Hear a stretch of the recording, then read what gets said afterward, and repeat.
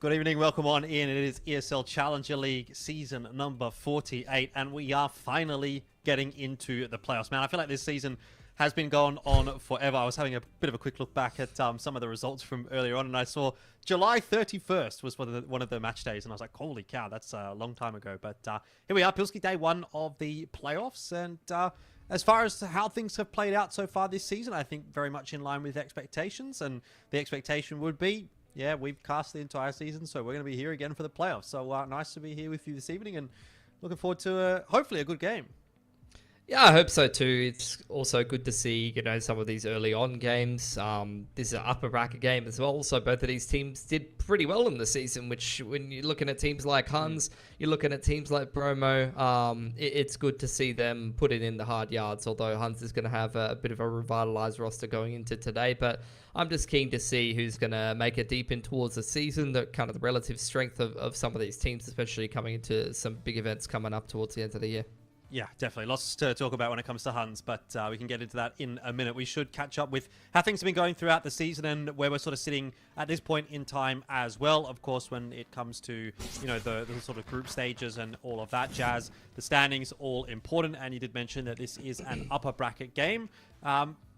We probably wouldn't have predicted Huns to have been in such a stable position there at number 2. I think they might actually have been number 3. I think Limvision might have edged them out with a win in the final week there. But either way, it doesn't really matter. It's kind of much of a muchness. But for me, yeah, a little bit surprising maybe to see Huns up there over the likes of someone like an Atox potentially. But I guess it makes sense. It's still a pretty good looking team, even despite all of the roster issues that they've had, the instability and whatnot. I think when it comes to an event like the ESL Challenger League, you put 5 decent players together, and even if they don't really feel like they're performing to the level that they would want to be at, they're probably going to be able to get over the line against a large majority of the competition in Asia. When we're talking about these teams that are coming through from like Indonesia and India and, the depths of China and stuff like that, there's, a few teams that are still kind of going through their development. So a lot of very experienced players that were playing in the Huns. We still have a couple of them playing this evening. And that roster should obviously be enough to get through a large majority of teams. And that's what they've been able to do. So they've got themselves into the playoffs here in the upper bracket. We'll take a look at the bracket here and show you guys how things are looking going into this bracket, how things are going into today. Obviously, there's a lot of games going on. We're going to be looking, obviously, at the Huns and Bromo, but a little bit later on, I think the match of the day, I would say, is probably IHC and Atox. That one's not starting for about an hour. And then down in the lower bracket, you've got Say GG Team, God's Reign, obviously, again, from India, GR Gaming, and -72C. So, few interesting games to look at there, Pilski. I think, as I said, for me, IHC Atox probably the pick of the bunch, but I'm quite interested to see GR Gaming up against -72C as well, considering they're going to be at the Asia RMR. So lots to sort of look forward to today. Yeah, look, we'll keep an eye on GR Gaming's performance throughout the rest of this bracket because, like you said, they've made a pretty monumental run to be able to go over to the Asia RMR. Haven't seen a lot of East Russian participation, and there's a couple of those East Russian teams down there in the lower bracket. So we'll see how they go. We'll see how far they make it through the overall playoff bracket. The winner of our series today is going to have the absolute pleasure of playing Tai Lo, which a very, very scary roster at the moment and have had an impeccable season despite a little bit of a slip-up qualifying for the Asia RMR themselves. And then obviously Lin Vision seated a little deeper into that bracket as well, which is a team that I didn't have necessarily huge expectations for, but I think they surpassed everyone's expectations, maybe even themselves, at that recent tournament. And, Zaka seems like he's in some pretty good form. They've got an Asia RMR to look forward to, so they're definitely a team to keep your eye on in this bracket as well. I would be saying the same thing about this Atox and IHD game, like you said, because Atox, a couple of roster changes for them, scores going away from Huns into Atox, and they're going to play the up-and-comers IHC, who have a couple of ex-Atox players, and I've really been feeling like IHC have been going from strength to strength, so I'm keeping an eye on maybe for an IHC upset there to see one of those two take on Envision. Yeah, me too. I actually think the on the point of score. Now, I'm not sure that that's necessarily the case for ESL Challenger League. We Okay. know that Score is going to be playing in the Mesa tournament, but that tournament had not started by the time that change had occurred. But obviously, Atox have been playing this season with Annihilation and with Dobu, and now Dobu's overseas, so Dobu definitely can't be played. True. So Annihilation's out. Coolust, I believe, came in maybe just in time for Atox to be using him for this season. Or maybe not, actually, now that I'm kind of thinking about things. I actually think that the Atox roster is kind of cooked for tonight's game. I'm pretty sure they can't use Coolust, and I'm also almost 100% confident they cannot use Score. Because those changes would have come through a little bit too late in the season. I think there's a transfer window at some point, sort of like halfway through the season, but all of that Atox roster debacle happened a little bit too late. So if I had to actually guess, I think they're probably using some of their coaching staff that are sort of listed on the roster from the outset. So presumably we'll see Flynn in the server today, and I agree with you as well. I think maybe IHC could get the leg up over Atox. But look, I haven't really looked into that too much. That's just my assumption. So if anyone that's actually interested in that, make sure you tune in to that one on about an hour's time. In about an hour's time, I think it'll probably just mostly be broadcast in Mongolian, but I know my boy Kay from Mongolia, he'll be watching that one, and I can actually see on HLTV that Mara, the coach of the Mongols, looks like he's listed himself as watching that one as well. So maybe you can go and have a little co-stream of that one, a bit of a Mongolian derby. Should be an interesting one. We'll focus back in though on our matchup for a second here and speak about our player to watch, which is going to be Zeralt coming in here for the Huns. Now, interesting little change again here for the Huns. I think a few people questioning whether or not this is a good decision for Zeralt, right? Like, the Huns honestly seem like a team that's kind of going down. Like, they're like a sinking ship, and Zeralt's like, don't worry, boys.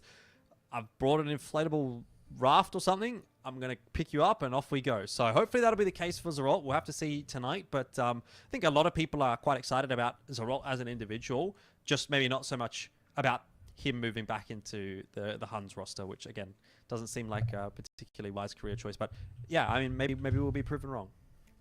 Yeah, I think, Zeralt is someone that we've seen playing at a couple of tournaments and probably doing better than would have been expected. I think playing for the likes of Chingiz Warriors and obviously doing better than you would necessarily expect them to do in terms of placements, in terms of some upsets. Is the main thing you're keeping an eye on, and then previously before that, I believe playing on like NKT, things like that. So I feel like for him, he's one of these players that wasn't necessarily picked for like any of the top Mongolian rosters necessarily, but maybe he might have been a bit of a leftovers player. But there's just so much talent in Mongolia that even players like that, or some of the boys on the Asia RMR run in that Southeast Asian team as well, like it's a perfect example of like Mongolian talent is so surplus that they'll find a way to find some success or some impact somewhere. So many fantastic players, Zeralt being one of them, and lucky for Huns that they've got some boys floating around there that could actually help them do a little bit of damage. And as far as I'm concerned, maybe even put together a better roster than what their previous one was putting together. Yeah, well, let's talk predictions for tonight as well, because I think this is where we might start to split some hairs a little bit. For me personally, when it comes to this matchup, I think it's a very difficult one to call, to be quite honest with you. But obviously, you've gone for Huns. I've gone for Bromo. The reason I went for Bromo, well, first of all, I looked at the regular season matches. It was a 2-0 actually for Bromo. One of them was pretty close, to be fair. But again, this was a long time ago. This was back in July. So how much can you really read into that? That's like 3 months ago. And again, a lot of roster changes obviously coming through for the Huns. So that's kind of my methodology. I just think like, okay, Huns have had this like bit of instability, obviously with a couple of their key pieces kind of moving out of the roster, and they've already lost to Bromo in the past. Bromo, as far as I understand, actually haven't had too many changes throughout this season. They seem to have just stuck with that core five, even coming through from the qualification season that they played together as well. So I think they've been together for a little while, and even though they're not like the big names coming through from China, you do have some experience in there with the member, obviously from that new Happy roster. So I'll give Bromo the benefit of the doubt here, and you can give me your thoughts as we take a look here at the veto for this matchup. Yeah, I think, we'll get to know what maps we're going to be looking at tonight, but I'm not sure I'm too interested in it, just given the fact that, Bromo. I've only really ever seen them play Ancient in kind of the middle of the map pool, so I'm really not surprised to see that there. And I think as far as this video is concerned, it's going to kind of be middle of the ground for both of these teams, which is good news for Huns trying to put some kind of a pug together. You've got a bunch of maps that you could probably, pug it out a little bit more. You're not going to get tested too much on the more tactical kind of aspects of the game, maybe. On the side of Bromo, I can see why you would go for them, and I probably could have picked them today as well. They've got a couple of standout players, some up-and-comers from China, some of the boys that didn't maybe make it to the Rare Item roster. You've got Fion or Equal, who seems to be in good form, and back in the day, he's played on a couple of the kind of, I would say, similar Chinese rosters to this one, where he's not on the top couple of teams, but he's right underneath that doing some damage. And, obviously you got Spine and Rage as well from, the New Happy roster that was doing a little bit of damage. For Huns, I just kind of edged them out a little bit in this matchup. I don't think that the players coming in are necessarily terrible. You've got Zerolt, he could do some damage. Wonders has got a little bit of experience playing for IHG. They've still got a couple of pretty decent players sitting around there. So I think it's going to be a close series, but I think, you got 9, Bartak, Zerolt, Cobra, Wonders. It's still a decent roster being put together, even if it's somewhat last minute. And I think that they've got what they need to be able to win this matchup. So I'm hoping that this recent drama with the Huns and a couple of players leaving is going to give these players a bit of a kick up the butt, honestly, because like I said, there's always been talent on this roster, and I think now, hopefully with a couple of players maybe leaving, you're going to leave a little bit of that drama behind. Maybe you're going to play with a little bit less expectations, maybe playing a little bit more loosely, and I'm hoping that's where some of these individuals can start to shine a bit. Yeah, it was interesting, wasn't it? Sort of hearing about all of that, what was going on. Again, for those that aren't necessarily up to date with all of that, Score and Tamira did leave the team, and Score in particular seemed to be pretty aggrieved by the situation, made an Instagram post where he more or less kind of called out the Huns for being lazy and not practicing hard, or I don't know what exactly it was, but it was basically, the implication was they were lazy and they didn't try. And so I think, yeah, like you say, it's like, whoa, okay, hang on a second, what's going on here? Like, is he wrong or is he right? I mean, I guess we'll have to find out as we go through these playoffs, and if Huns can, bounce back with like a couple of new pieces here and do really well for themselves, then yeah, well, that'd be a big screw you to Score, but we'll have to wait and see. It's time for us to take a short break before we jump into this first map, and it's going to be the Huns and Bromo taking one another on the other side. So don't go too far away. We'll see you in a sec.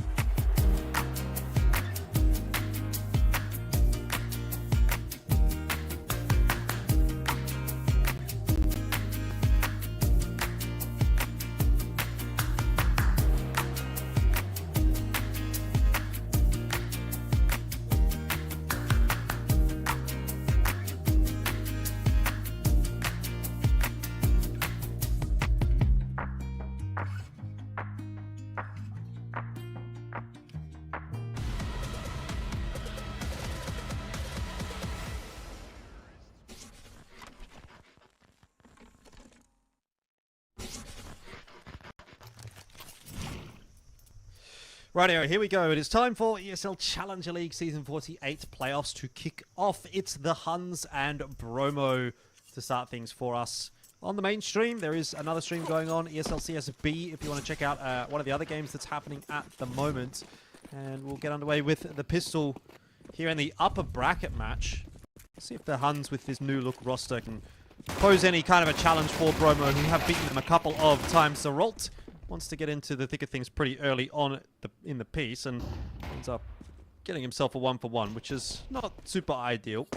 Yeah, they get the flashback on through as they try to retake some control of Cheetah or Cave, but Bromo's still holding on to that. Elsewhere, you've found a pick courtesy of Wonders. Here's the retake over on Cave's side. Cobra wasn't really ready for it, but it's a good raw adjustment from him to find Zai. Miami trading that quickly. And now with a little bit of site control, they're trying to deal with the obstacle that is 9 harassing them with the dualies. Bomb plant does go down at least, so that's one piece of the puzzle put together for Bromo. Miami and Spine to try to clutch it out. With Wonders quite low, you have to maybe give the benefit of the doubt to Bromo right here, and the timing is looking pretty damn good there for Spine, just working his way into short as the Huns work out through long, and he should get in behind for an easy kill onto Wonders. Even though he misses that headshot, he'll get the job done, and Miami, for a nice little drive-by, ends up winning the pistol round for Bromo from a numbers deficit, which already is not a great start for the Huns, but early days. Yeah, a few little holes in the gameplay already appearing. It's to be expected, though, with these circumstances. They come into an event, or the playoffs of an event, such as this, with a couple of new players. Bromo, on the other hand, have been playing together for quite a long time, and this is one of their most played maps. They've got 9 reps on it in officials, and probably more than that if you count the games that aren't on HLTV. Progression, Molly's out middle. Flash over there onto shelf, smoke to red room just to be able to obscure the vision, limit a little bit of risk.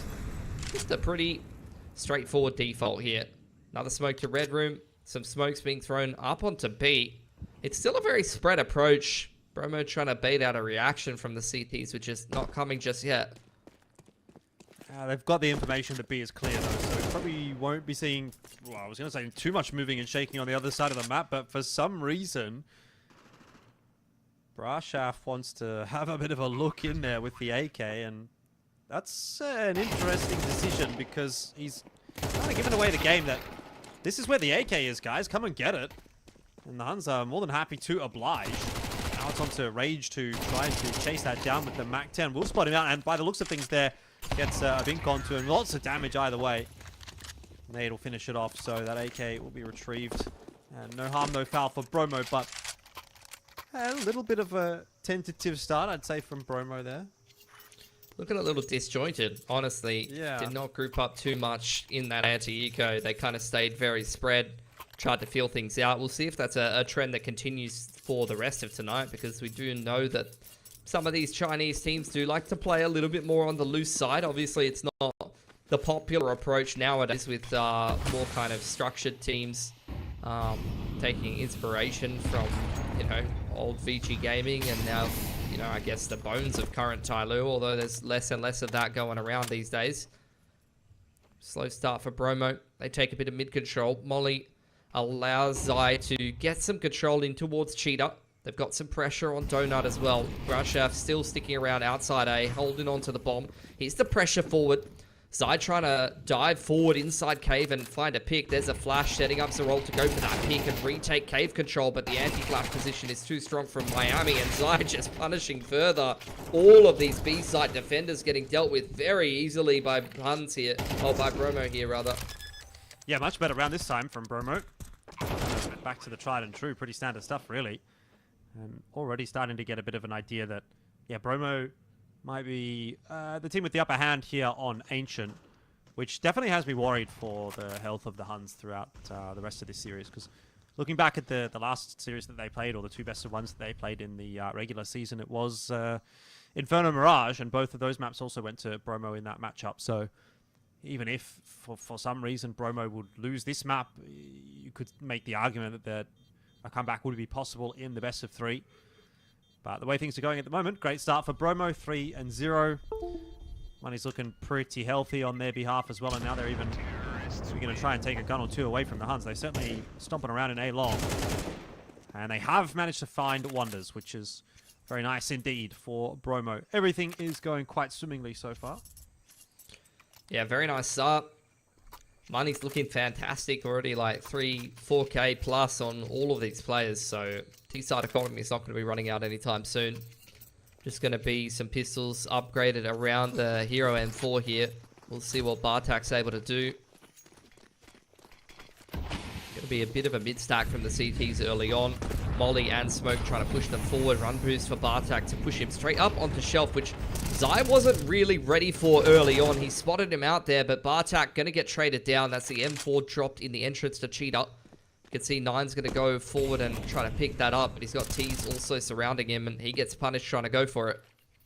Yeah, fair enough so far from Bromo again. Pretty stable looking around so far. Zeralt now getting interested in that AK, and he's going to be able to grab it, which was spotted by Bromo. So they'll be quite well aware that that AK is now in the hands of one of the CTs. Yeah, round like this could still fall apart though.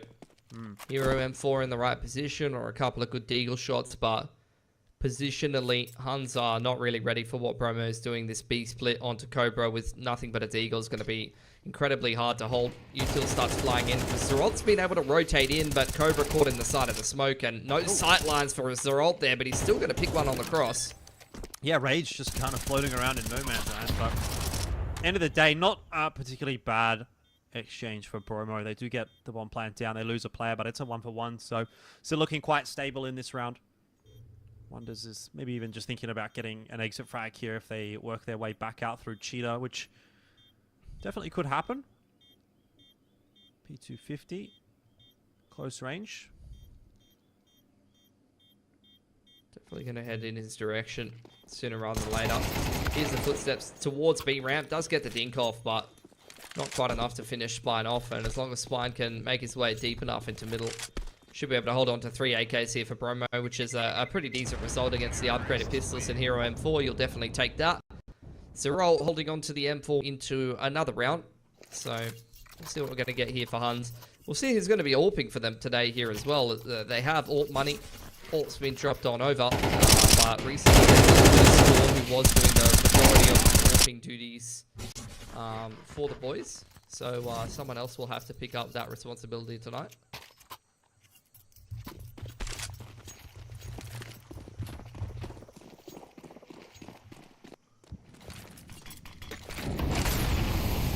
So good idea of how things are going so far for Bromo. Not necessarily sure what we're really going to get from Huns. This is their second gun round.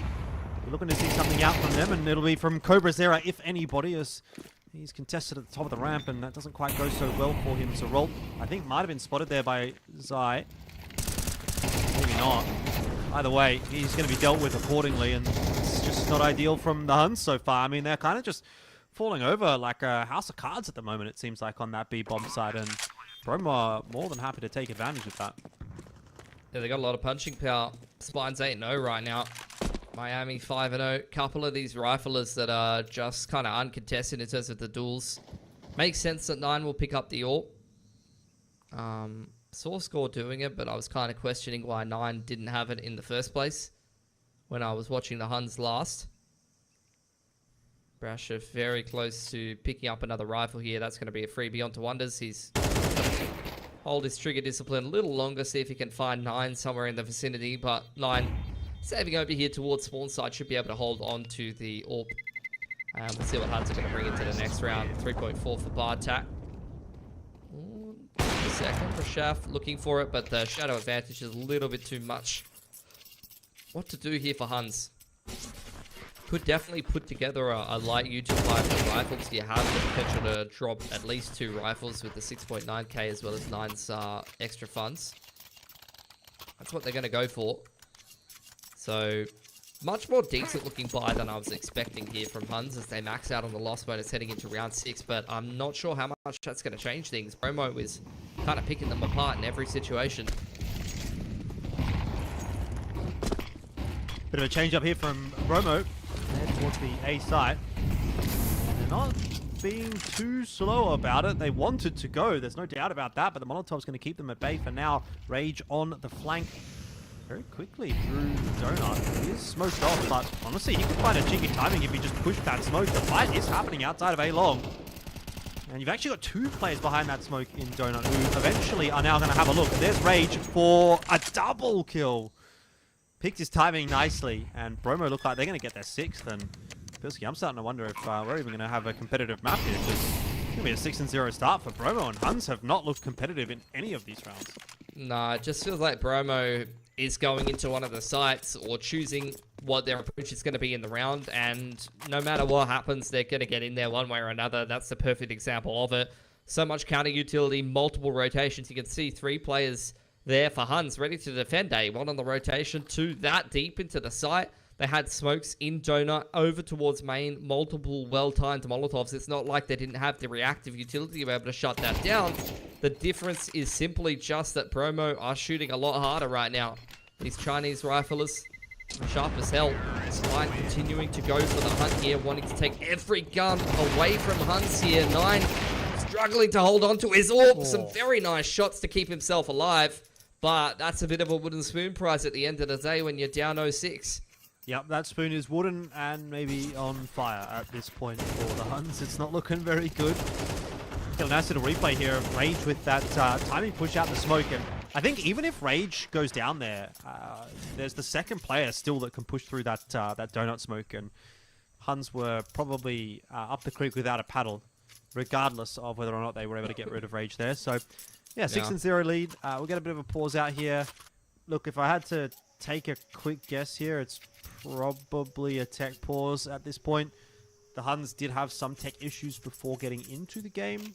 Took us a little while. Obviously, we had a little bit of a delay, and that was on the Huns end. So, if we're going to be sort of nitpicking, I'd be saying it might be on the Huns side of things again, but looks to have been sorted out. So, all good, although there is some chatting going on. We're going to get back into things. Want to see 9 get a bit of impact with this AWP. He's had it for multiple rounds in a row. I think the 3 kills that we've seen from him have all been exits so far this game. To be fair, no one else on Huns is really stepping up too much. Bromo is just kind of rolling over them. So we'll see what we're going to get out of this one. Quick smoke in towards middle, blocked by Wonders early on, but Bromo is just going to go for this exact same set play. And this has been their game plan so far, Jordan. They are just throwing these set executes, these set plays at Huns and saying, you guys have got to hold this. And so far they haven't been able to, 1-for-1 early on. You can see Huns trying to apply pressure before Bromo can get comfortable in their sight. But look at this, Miami's just charging into their spawn. I mean, at this point, they don't really care, do they? And that's fair enough. Bromo at the point where they can disrespect the Huns, although they do need to be a little bit careful in this post plant. That might be the straw that breaks the camel's back, actually, for Bromo here, losing that player, though Miami still looking to lock down CT spawn. Rage's position needs to be dug out. Should be. Won't be. Jesus Christ. And he's looking very good tonight indeed. Miami 8-0, Rage 9-3, Fine 10-2, and that tells the story in and of itself, but the scoreline overall 7-0 if you needed any kind of summary. These guys are so sharp, man. They just keep churning out these sharp riflers out of China. It reminds me of the old days, honestly, and you had a bunch of teams full of these Chinese talent. You used to have like IG, and they would just be picking up players like this, and you'd be like, damn, here's another one just coming through the woodwork. And look, Bromo, next wave of Chinese talent, you can clearly see it. Here's the half-life from Huns, so looking to disrupt that messy exchange early on, but it seems to be going the way of Huns. Wonder's the only one with his hands on a rifle so far, though, and still some light pressure over towards Shelf side. This standoff between Zide and Zarol going to be a massive difference maker here, and neither one of them can finish it cleanly. Yeah, Bartak eventually going to get in there to finish off the dirty work. Now it's on to Spine to try and make sure he can keep himself alive. If, honestly, even trade it down, but doesn't really know that Nine's pushed down the ramp. Eventually, that information's going to come through, but too little too late, as Nine has already backed off. Wonders has got a pretty deep flank here. 8 HP, but in a position like this, could definitely find some impact with the AK. Spine and Brashef, though, calling the audible, going to walk back through spawn side. try to get themselves maybe into an A site after plan. Not sure that this timing's going to go well for Wonders, but he hits the first bullet, so at least going 1 for 1 with 8 HP is about as good as you could have expected. Brashov now faking the death cam. Going to walk back towards the B side of the map. You can see Bartak baited out by that death cam. Going to go and try to play the bomb plant on 8 to deny that. Off angle from 9. Posted up on the right position. Should just be the round here for Huns if he's able to make that work. But the crosshair placement and the awareness from Brashov is way too good there. He's going to be able to get this plant down now. Yeah, fakes the plant. That'll actually give Bartak a bit of time. But Brashov has heard him as well, so information's going to be given. Oh, that's a risky bomb plant. Oh, what have you done that for? Oh, punished heavily by Bartak. I mean, and that's how Huns wins that round, I guess. A bit of a, unnecessarily risky bomb plant. Wasn't aware of where Bartak's position was, to be fair. surely there. He heard him.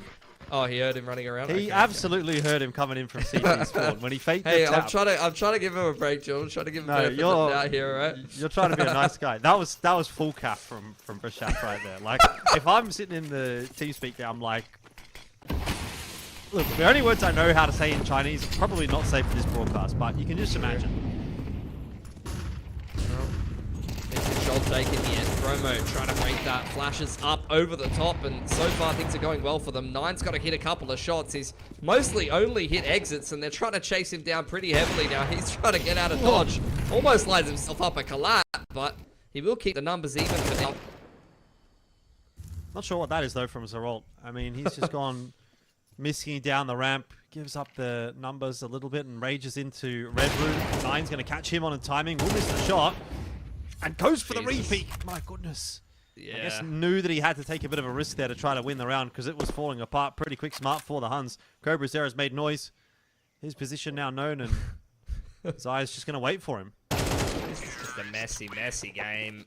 And Bromo is punishing pretty much every time. Outside of that one last round from Bartak, which is the only thing that's gone the way of the Huns so far. And immediately, they're going to get economically reset as a result. Bromo just bigger, faster, stronger right now, swinging these big Chinese guns around. Love to see it. And look, if they're looking this sharp and coordinated, then they can do some scary things in the upper bracket. And actually, with how shaky the couple of Mongolian teams are looking in this tournament, you could even see like a top 3 Chinese teams, let's be real. Yeah, definitely. And I think this is the perfect kind of event as well, that if you were to have a bit of a purple patch, right, and just sneak one of those ESL Pro League slots when Mongols aren't there, Rare Atom aren't there, like, who knows? Maybe we see Bromo at ESL Pro League. That would be kind of crazy. Bartak, he's got other ideas. Yeah, ESL Pro League, ESL Bromo League. I don't know, man. It's a little bit messy so far. Brashov, you'd be wanting to see get a little bit of work done from this position because he is in an advanced position now. Good stuff from Wonders, though. He pushed all the way through A main and was able to catch one on the flank. Brashov trying to keep himself alive. Pops a face full of that flash. They're all diving forward and punishing him. Ready for Miami as well. The second round won by Huns is yet another half by here, Jordan. They cannot make much happen with the gun rounds, but once they get messy with it on the pistols, they're having a little bit more success. They have started to wake up a little bit. Some of that feels like it's off the back of some inconsistencies, maybe from Bromo. But you got to take the opportunities when they're given to you. Yeah, I think Huns as well taking a few risks, like that push through A main from Wonders, which helps them catch that pick on the flank and doesn't give Bromo a plan B option. Is one of those kind of miscellaneous things you do when you're down 8-1. Wonders are one of the lower rated players for Huns coming into this game, but seems to want to try to do the majority of the heavy lifting. Bartak, though, giving Huns the first advantage that they've had in a little while. Let's see if they can convert here and potentially give themselves a chance at scraping together a 4-8. Yeah, what's the go-to now for Bromo? The Red Room smoke out initially, Molly into the cutout as well, so they want to take some mid-control. I'm going to try and spam on the timing, and actually does almost get a bit of work done there. It was onto Brashov, but he'll be all right. So still 4-on-5, and the Huns in good control. They've got Wonders watching mid. They know there's not really too much happening there. No one's crossed into red room. So don't really have to worry too much about that one at the moment. A little bit of util pretty sound. pressure on B. You got Miami still on the lurk, so yeah, an A ending is really going to be pretty unsurprising to me. Wonders has been holding that smoke for ages, and now they're going to try to blow it open and go through, and it's just an instant headshot from Brashaf. Bartak's been handed the orb because he's low HP. 9 in on the rotation, is able to get 2. That might be the difference maker they needed. Bartak striking from Temple as well, and Brashaf cannot get the bomb down. Beautiful flood there from Huns. That's going to give them a 3rd round, and potentially help them to try to salvage a game which they have just been getting punched down on this whole time. Yeah, but I mean, even then, an 8-4, I don't know, does that give you enough to work with in the second half? Well, maybe, especially if Bromo cools off pretty substantially. One more buy to get through, though, for the Huns, and obviously a 9-3 would be quite a dominant display from Bromo. Couple of little mishaps, but otherwise it's been a pretty good half so far. Back to the 5 rifle setup. Yeah, we'll see what Bromo is going to give us. Big fight over mid early on here. Multiple smokes invested there for Bromo just to be able to put out the mollies that dive forward. Over on shelf side, Wonders continues to find impact for Huns, and that's the 2nd time they've been able to find an opening pick in one of these rounds, courtesy of one of the riflers in middle. Last round it was Bartak. D2 once again. Try to close this 5-on-4 if possible. Not a whole lot of use still left here for Bromo, if I'm honest. Smoke to red room is one of the last ones they'll have, and just a handful of flashes to get through the rest of this round. Flash up over middle. They're going to take that mid control, but Huns, similarly to what we saw when they found the pick in the previous round, is playing pretty hands-off for the most part. Playing the 5-on-4, 9's on the info line on the AWP, and they're just happy to play retake B with the numbers. Yeah, which is fair enough, and looking at the util that Bromo have got right now, they're not going to have an easy time of locking down a post plant, if even a plant. I mean, they've got 1 smoke. We'll use that one on short now, but they've still got to get past Cobra Zero. That's what the flash is going to be used for, or at least attempt to be used for. Didn't manage to get the bomb across, so that'll need to be retrieved. This is very, very awkward indeed for Bromo. They're getting spammed through the smoke now. Brashaf would have to come up absolutely huge. Not going to happen. 8-4 at the end of the half, and honestly, looking at that one, I think you'd have to say that kind of leaves a little bit to be desired for Bromo. I think they could have got a bit more done there. Yeah, look, Huns starting to show some signs of life. I'm looking forward to seeing if they can pick up that T-side pistol and actually make a little bit more of a run back into this game, because if they can start to get going a little bit and if Bromo start to slow down, then we'll see what they're able to do in the next half right after this short break.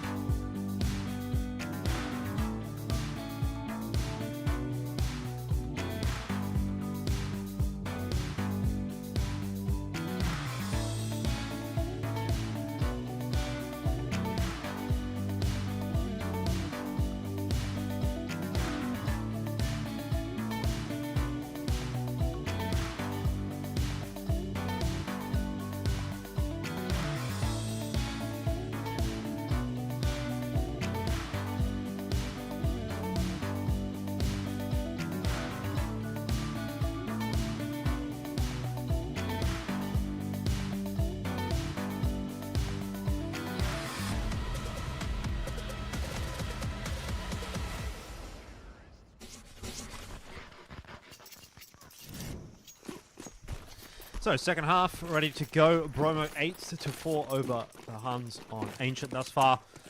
I mean, it has been Bromo leading and has been them doing that pretty much the entire half, but there was a little bit of a pizzazz back in there from the Huns at the back end that makes you wonder, is this only part of the tale that we're going to get here? And so far in the pistol round, well, I think that might start to give us a bit of an insight that the Huns are not ready to lie down and die on Ancient just yet. Yeah, beautiful comeback from them, being down, what was 06 or 07 at one point.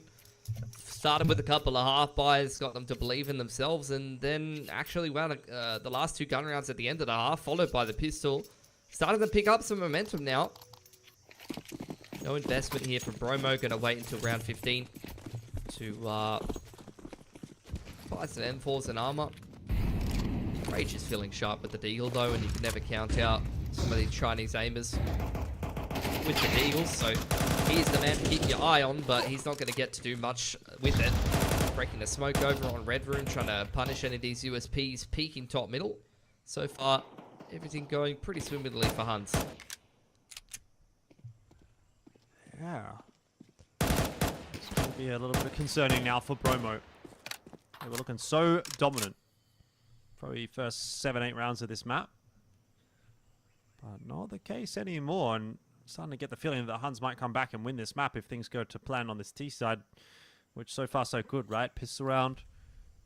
And then second round here, anti-eco looking pretty good thus far. ZY might make something happen though. Bartak's been spotted out. Galil is lost. The Huns should be using that information to get into B, but they are having all sorts of problems. There's a Molotov in the way, there's a teammate there as well, and now finally they're into B, but it's actually cost them a lot of HP and even that kill onto Zorot. So a bit of a miscommunication from the Huns, or just panicking under the pressure. They end up losing 3 guns in that round. While they do get through it, it's definitely been cleaner. Yeah. Good news is Nine's able to pick up 1 rifle, so and he was basically the money man, full saving into that round with the USB. So they only lose 2 rifles there, but agreed. I don't think it should have gotten that expensive or that chaotic. So some decent damage done there by Bromo that they can definitely take advantage of coming into this first gun round for themselves. It's just going to be rifles across the board. Nine is once again only taking a USP into a gun round here. That is extremely questionable unless there's a rifle lying right next to him and spawned there. Here's the fight for mid. Flashes going up over the top, half blinding Cobra. Nine indeed does not have a primary weapon heading into a gun round, which is extremely concerning for me. But look, we'll see what happens. Maybe this is what Score was so tilted about. Maybe. Maybe he can try and go find Rage or Brashef and give them a little bit of a 2-tap with the USP. Cobra's taken some cheater control. Huns reorganizing themselves for a B hit, but there's 3 players here ready for Bromo, and they're holding a lot of util as well. That's an awkward one to lose. And in the opening duel against Cobra's Hero is going to be able to find himself some space to grab another one as well. And Spine caught Zorot. Wonders did try from the cave to get a couple, and it wasn't enough. Now it's just down to Nine, who has actually found himself a retrievable AK, so that is some positive news. But USP or AK, I think 1v3 in this kind of a situation always going to be a difficult task. His position is now known. The Shaft is going to be able to, cut off any kind of retreat. But no retreat coming. It's 9-6. Bromo will get their first round of the second half, just to put a dampener on the excitement for the Huns. Yeah, pretty clean one as well. Nine just did not have any impact in that round, really. And the spacing was all over the place here for Huns. Like, the util held by Bromo, like, you can look at Bromo and you can say, this is just a team of Chinese aimers that are going to run around and not really use brain too much, but that CT round was a perfect example of how to hold your utility to be able to break and execute. Like, they had 3 or 4 smokes and a molly and a flash, I think, in the mid-round there, in a round where they would have brought low util into it. So not over-investing util in the early to mid-round. And then as we head into the mid to late round and Huns actually prepares their B execute there, as we saw, you had the delayed smoke over there on cave side as well as B ramp that made it impossible for Huns to get a clean execution off. And Bromo just fully punishes them. So really, really nice util usage from the Chinese boys there. And Now Huns, after attack timeout, are going to force into this one. There is some reset potential here for Bromo. 4 players with very low money.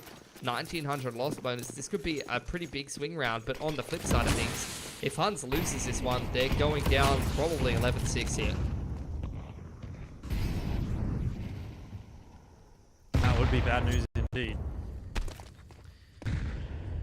Lots of U2 getting tossed out over to A long. There's a smoke in there as well for Zai to just try and keep the Huns at bay. I don't think they're going to respect that smoke though. Flash goes through. It actually catches him behind Big Box. He's helped out at least by 1. And that's an insane shot from Cobra Zera. Then 9 gets himself another one with the Deagle. It's all gone wrong for Bromo. Cobra Zera should get another one here in the donut if it even comes down to him. Yeah, Rage, I think might have been hurt on the reload there or something. Spine's currently out, but Bartak's dealt with Rage, so even if Spine gets himself the freebie, there's too many members here to find. He's also got to be worried about Zerol wrapping in behind him. This feels like an unwinnable round. It should have been an unlosable round, really, but Bromo have definitely found a way to let this one slip, and the Huns have been given a breath of fresh air back into the half. Yeah, really nice play from them. Early mid-util being thrown out. See if Spine can hold on to this M4 at the end of the round. Zerol applying a lot of pressure here, spamming away on the deal, gets him on the last bullet, so not a single rifle taken through. It won't be held by Zerol either. Took too much damage from the A1S, but that's a big round to win from Huns. Like I said, mid-util came out, and then a little bit of util towards B, trying to keep the rotations honest. And like you said, that flash catches, I think Zai was the B anchor there, full white. And with an insane shot from Cobra and a 1 deke from 9, they were able to crack open that A site and make a round of it. So post-tac pause, the strat as well as the kind of risky force buy for Huns works out beautifully. And is going to give them a potential chance to start front running in this game now. Not only do they reset Bromo's economy here, Jordan, but also a chance to build up their own in an anti-eco and then go into another gun round where they can earn themselves another kind of soft reset and even up the scoreline. It's a very winnable game of Ancient for Huns now.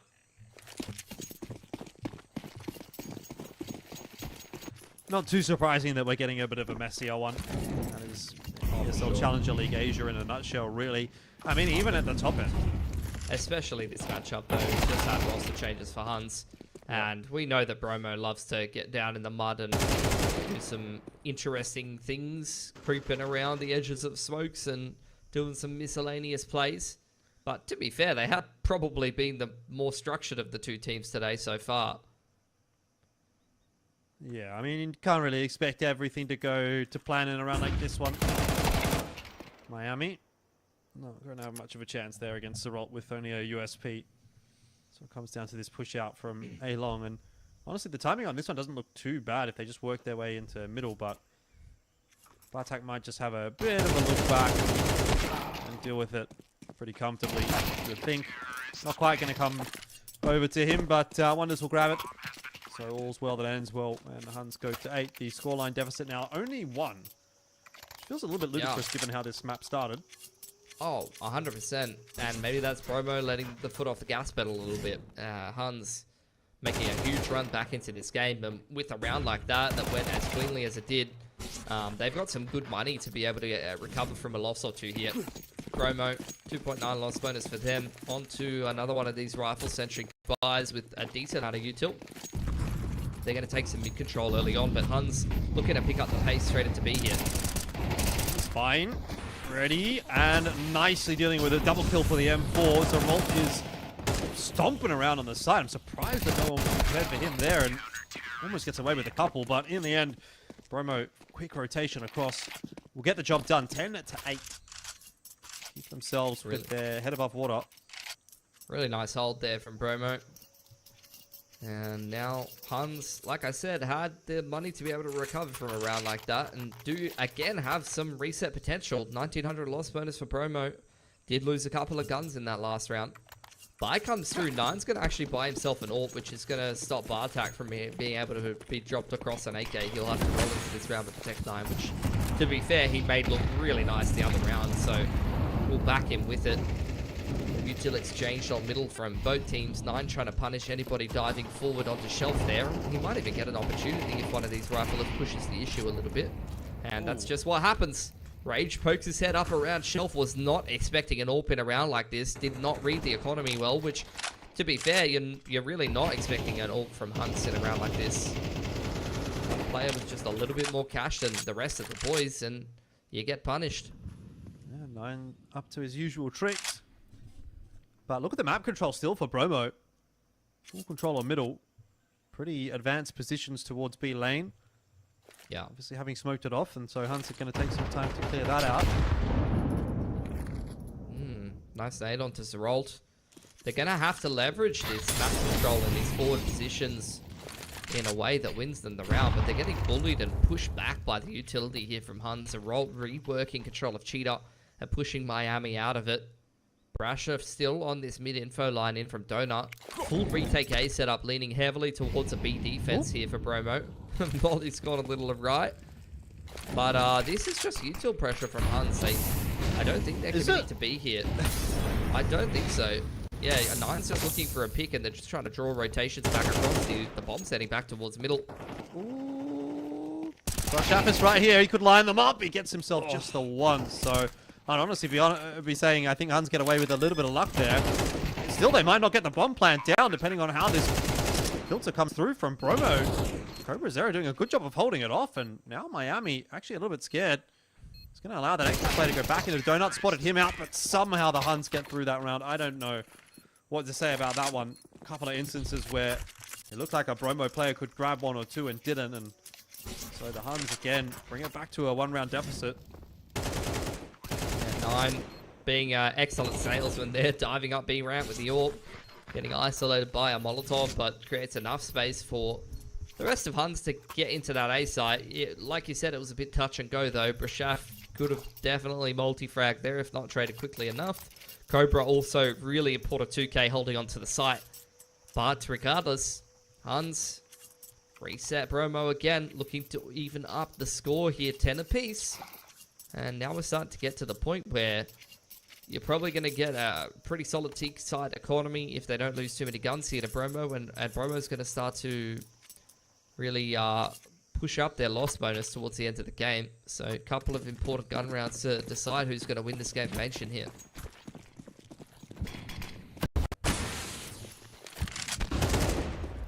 Oh, wanders very quickly into mid. Looking for an entry there. Didn't quite manage it, but it should be the equalizing round. So many CTs here. Molotov is going to push one out of position. But still a few more to dig out, and now the game is up. Bromo are aware. Here's the Deagle. Spike's found himself a couple already. Double swing coming through from Donut and Sightbox. It won't matter. The Huns have navigated it pretty comfortably so far. It would have to be something pretty special from Rage. Deagle from Temple, maybe on the timing of the bomb plant. Get something done. He crept his way out, but was spotted a little bit too early. So 10-10 to scoreline. The Huns equalize. Had a couple of pretty important multi-frags here from Cobra. Starting to get warmed up towards the tail end of this game. Another gun round coming out for Bromo. Good damage done by Spine there. I mean, it's the perfect example of just how dangerous some of these Bromo players can look with the Deagle. Very sharp individuals. AWP's out for Rage now. Little bit of money in the black pocket for Huns to lean back on should things go awry a little bit. Progression smokes in towards middle and over on towards cave there. I'm not sure if it has actually landed inside. Miami, a little bit of chip damage. Going to allow Huns to actually filter over onto middle. Aggression down B ramp here from Bromo. Nine seems cognizant of it, and missed shot from Rage. The repeat instantly from Nine almost gets punished. He's lucky to be alive. Still, Huns have got a little bit of control, and Zerolt's doing a really good job of clearing out cave on his own. That can become an avenue of attack for the Huns if they want it. Rage will set himself back up on the line. Can't imagine Zerolt's going to be moving much now.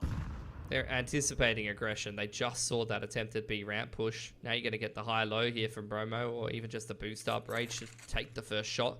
Aggression into A main is getting information for Bromo, so the longer this B hit takes, the more likely Zyde's going to make it to this B site in time. Yeah, and honestly, the more likely that Brashaf starts to come into play as well on the flank. Zerolt gets Miami.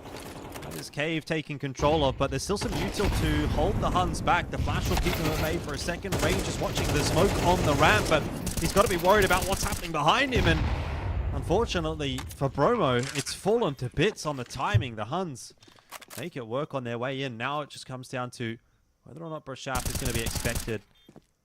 Does not decide to hold on to his trigger finger there, and so gives up his position just for the one kill. Not sure that's going to be enough to get them back in the round, and it certainly doesn't seem to be anymore. It would need a 1v2 now, and Brashaf tapping that bomb will at least draw out Zerolt, but he's got no idea still where Wonders is. Not expecting him this close, surely. And that is the Huns up to 11. It got a little bit too close for comfort, but they now have the lead for the first time on Ancient. Bromo, decent util timing with the B ramp smoke there, decent rotation. Had 3 players on B ready to hold, but now they're the ones that are having a tough time holding these positions, similar to Huns in that first half. The T's just able to crack on with the side execute, and Bromo not able to hold, not able to multi-frag well enough, forced back onto a half buy, and Huns going to take the scoreline lead for the first time this game, I think. So chance at an anti-eco now for them. Don't have a whole lot of cash in the back pocket, so damage here for Bromo is super important if they can get it.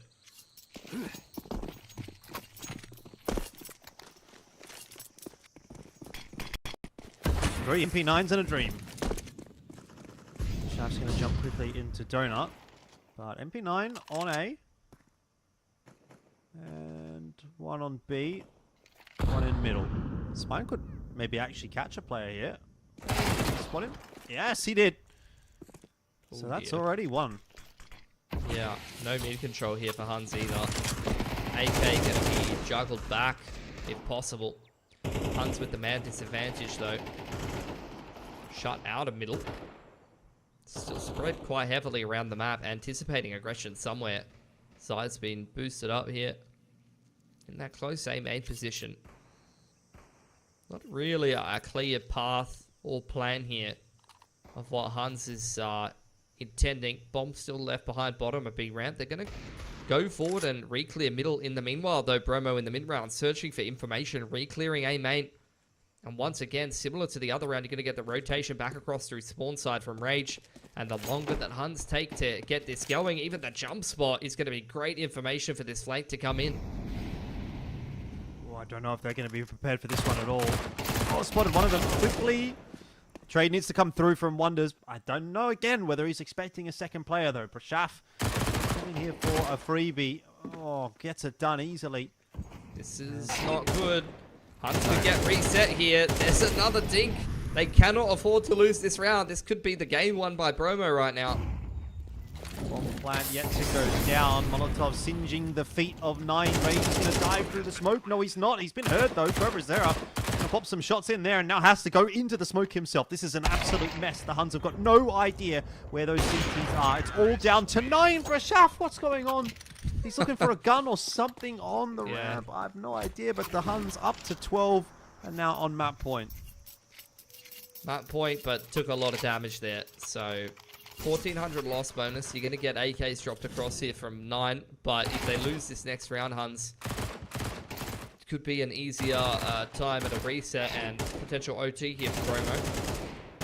That's a pretty big missed opportunity though, has to be said. 4v2 from Bromo there. They know that Huns have to get on B and get the bomb down, and I feel that they're giving them way too many opportunities there. Like if they flood on the tap and bait out the time and just come in together to clean the rest of that round up, I think you get it done every day of the week. But it really kind of felt like Bromo was just peeking into them one at a time, and things got a little bit messy, and that's where Huns were able to barely scrape it together and win themselves a round. Still very sketchy stuff here. Wonders going to dive in the middle, catches a player playing anti-flash, going to get traded by his Molotov though, so 1 for 1 early on. Deep util, trying to shut Huns out of this B ramp control, and that means that there's really not much they can do right now at this point in the round. They're all just kind of bumping into each other over on spawn side. So they're going to head back through and try to evaluate their other options. I mean, what are the options right now for the Huns? They've actually kind of got to start from square one. It's almost like you're starting your round at 4-on-4. with 1:16 because they have got 0 map control. Yeah, and Bromo's keeping it that way. Refresh smoke to bottom of B ramp and bottom middle. They do not want to let Huns back into this round. Huns going to wait out that utility. They got to be aware of these forward positions. Miami, as well as Spine, both looking to try to punish any Huns players who try to make their way through the middle of the map. There's the util coming out from Cobra. Flushes out Spine. Smoking off Miami as well, who gets instantly punished, trying to push through that smoke by Bartak. Very well navigated from Huns there, and Rage on the rotation, able to pick one of these players in middle and keep the numbers even. Oh, hang on. What about this from Spine? Oh, he's actually going to catch the bomb. No way. Oh.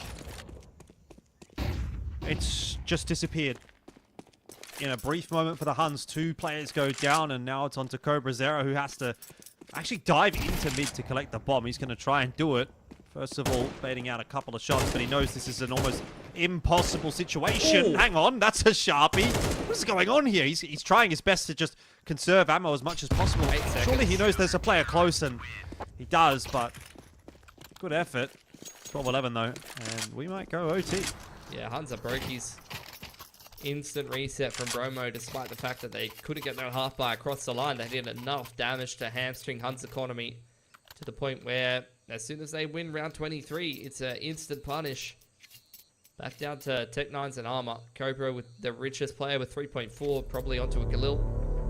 But attack timeout coming out from Huns, and last time they took one with the half buy, they were able to actually scrape together a nice looking round, which had plenty of layers to it. So Bromo have got to be ready for anything here. They've got everything that they need to push us through into OT though. Lots of util. Oops, there for Rage.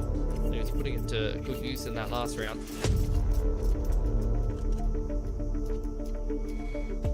Well, in saying that, we've seen some stranger things happen in ESL Challenger League Asia. So 4 Tech 9s and a Galil. Why couldn't it work?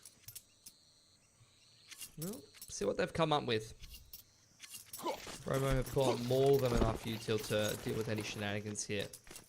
A lot of smokes invested right off the bat. In fact, they've thrown the exact same smoke. 2 smokes into Cheetah for some reason. So limited util, and they still haven't used it very efficiently.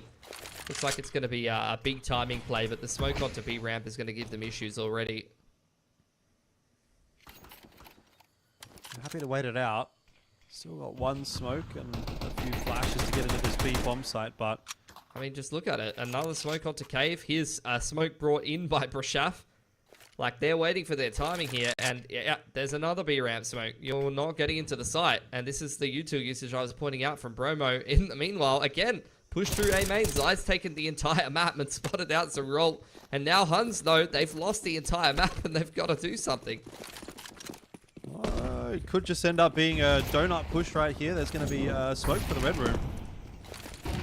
They're going to go charging into donut, but there's a Molotov to greet them. So anywhere that the Huns tries to go, there is a massive wall. They've got no util left. They've got 2 grenades.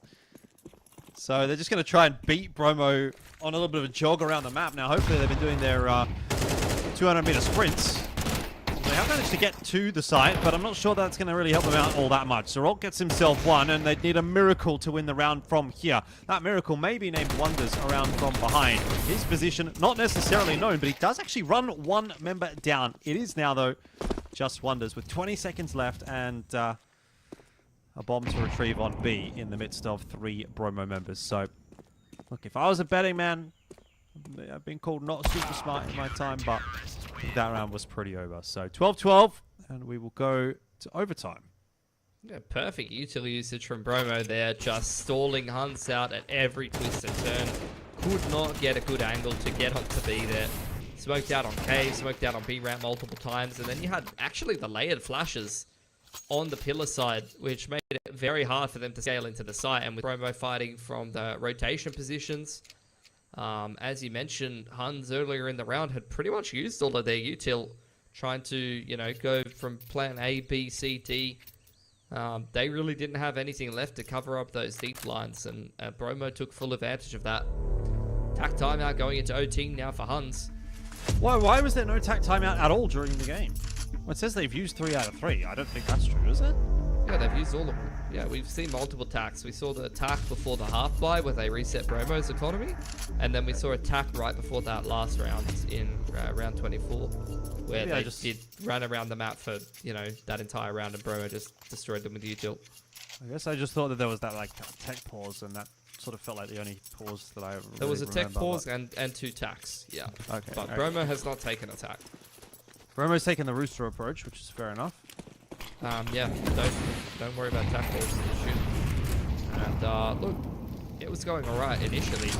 Huns has definitely been bringing the momentum back in this game. Big fight over middle once again inside of the smoke. They're aware Brashaf is there, but they've spent so long looking for him that Zai's been able to punish a little bit. Zeralt diving forward from shelf though, going to keep the numbers even, and we'll see if Rage is going to create any problems here in the middle of the map.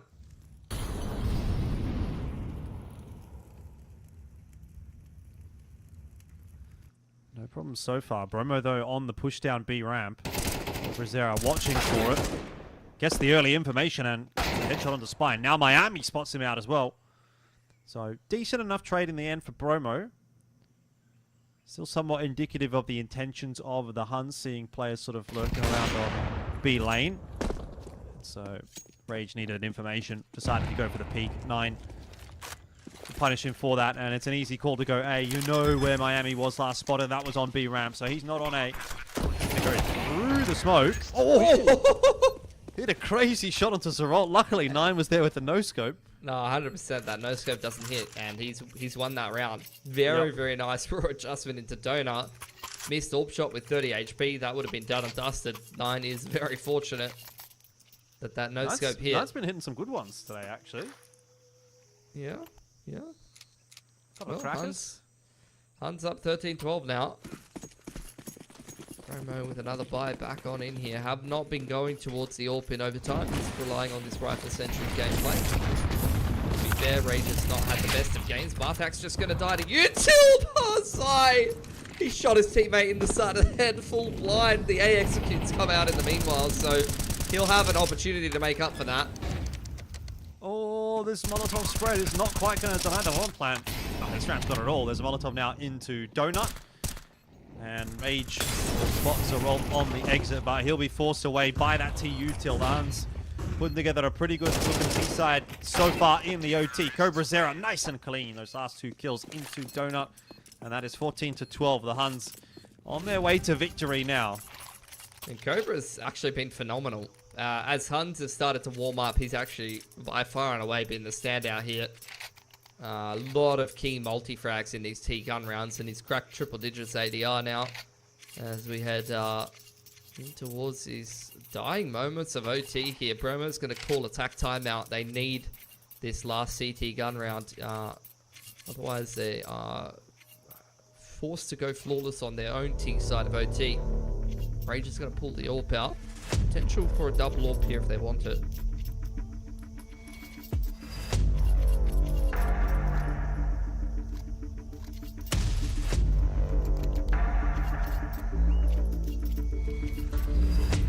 Oh, mate, Spine needs a bit of help.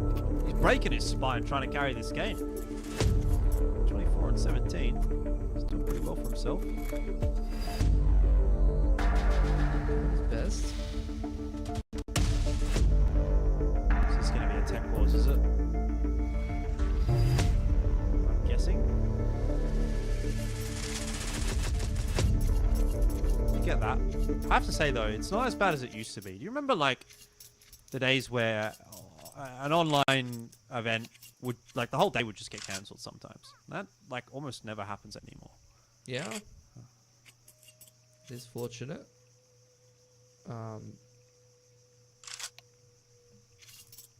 We've seen leagues in the past. Yep. Yeah, on day 1 of the league as well, if I remember rightly, if you're referring to that one.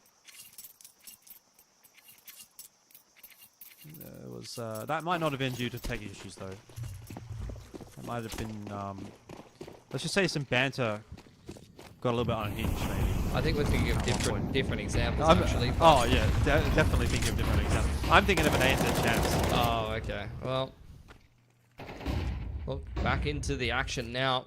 Huns forcing their way up middle. They actually haven't had anyone in red room for most of this game. So for the first time, I think Bartek's going to be able to make his way in here.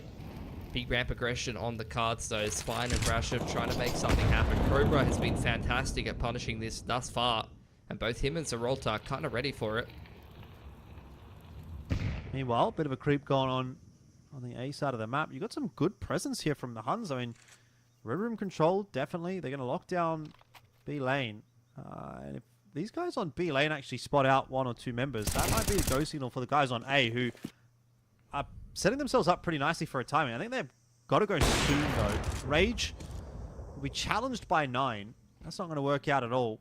So, you could see the idea was coming together for the Huns in some senses, but just lost a couple of critical aims. That's thrown a bit of chaos into this round. Bartek does well to grab himself one.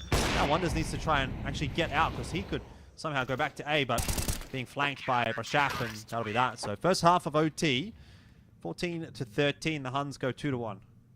Yeah, I think, again, Bromo kind of showing us the same kind of timing that they've gone through a few times, where they really like to push in the mid-round.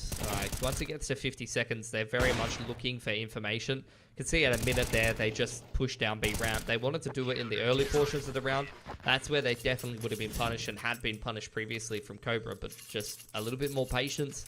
Extra 20 seconds off the clock. They push in that critical mid-round window where a lot of teams will organize themselves after the initial default and map control to actually set up their mid to late round play, and they catch Cobra inside. So really good stuff from Bromo. Onto the T side now for them. Full mid control from Huns. A lot of util invested. Bartek hopping a huge nade bottom mid there though. Fine with a little bit of shot control. Spraying away. Bullets exchanged back by Zerolt, but no one really cops too much of the spray.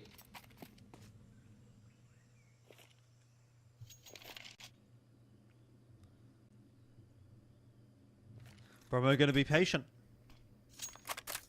Early exchange of pleasantries, and now everything quietens down.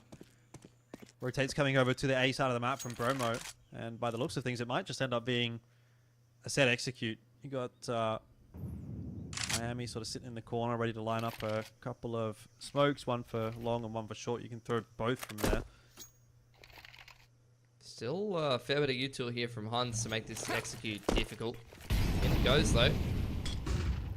A bit of a crack, but yeah, a lot of members here to defend, and Zerolt playing in front of those smokes, of course, alongside Cobra Zero. This is going to be a real challenge for Bromo to get in. So far, it's actually going pretty well. 9 now going to be really under pressure. He needs some help. Tries for the flick, won't hit it. The Huns will be a little bit disappointed with how that's gone, because they actually had a really good setup to deal with it, and they just didn't hit their shots. I think positionally, like, they didn't really play it right. I think, like, you'll see a lot of better teams not like that. I feel like it was over-peaked down into B ramp, where, like, if you let the AWP take the first shot and then the rifler peeks out from pillar side into the T's trying to scale up top B ramp, like, that's a much more consistent way of holding B. You know, you've seen it at the top level a lot. But I think Huns, you know, they had the right idea rotation-wise. They had a lot of really well-placed utility. But I think positionally and the way that they played off of each other on the side itself is actually what let them down there. Well, 2 more bites at the cherry. Bromo able to equalize. And in doing so, that keeps them in the running for a map win in this first OT. Yeah, it's true. 2 in a row for either one of these teams will get it done.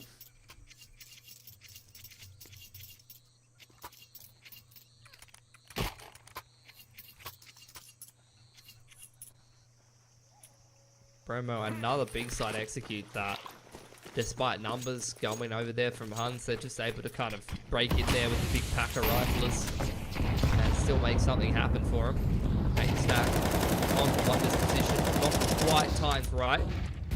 More flashes scaled forward over onto mid and shelf side. Cobra as well as Zerolt taking all of this control. HE nade is thrown out there, trying to create an opportunity to catch Cobra with the AWP. Rage goes fishing, but can't find anything, so you have to come back another day.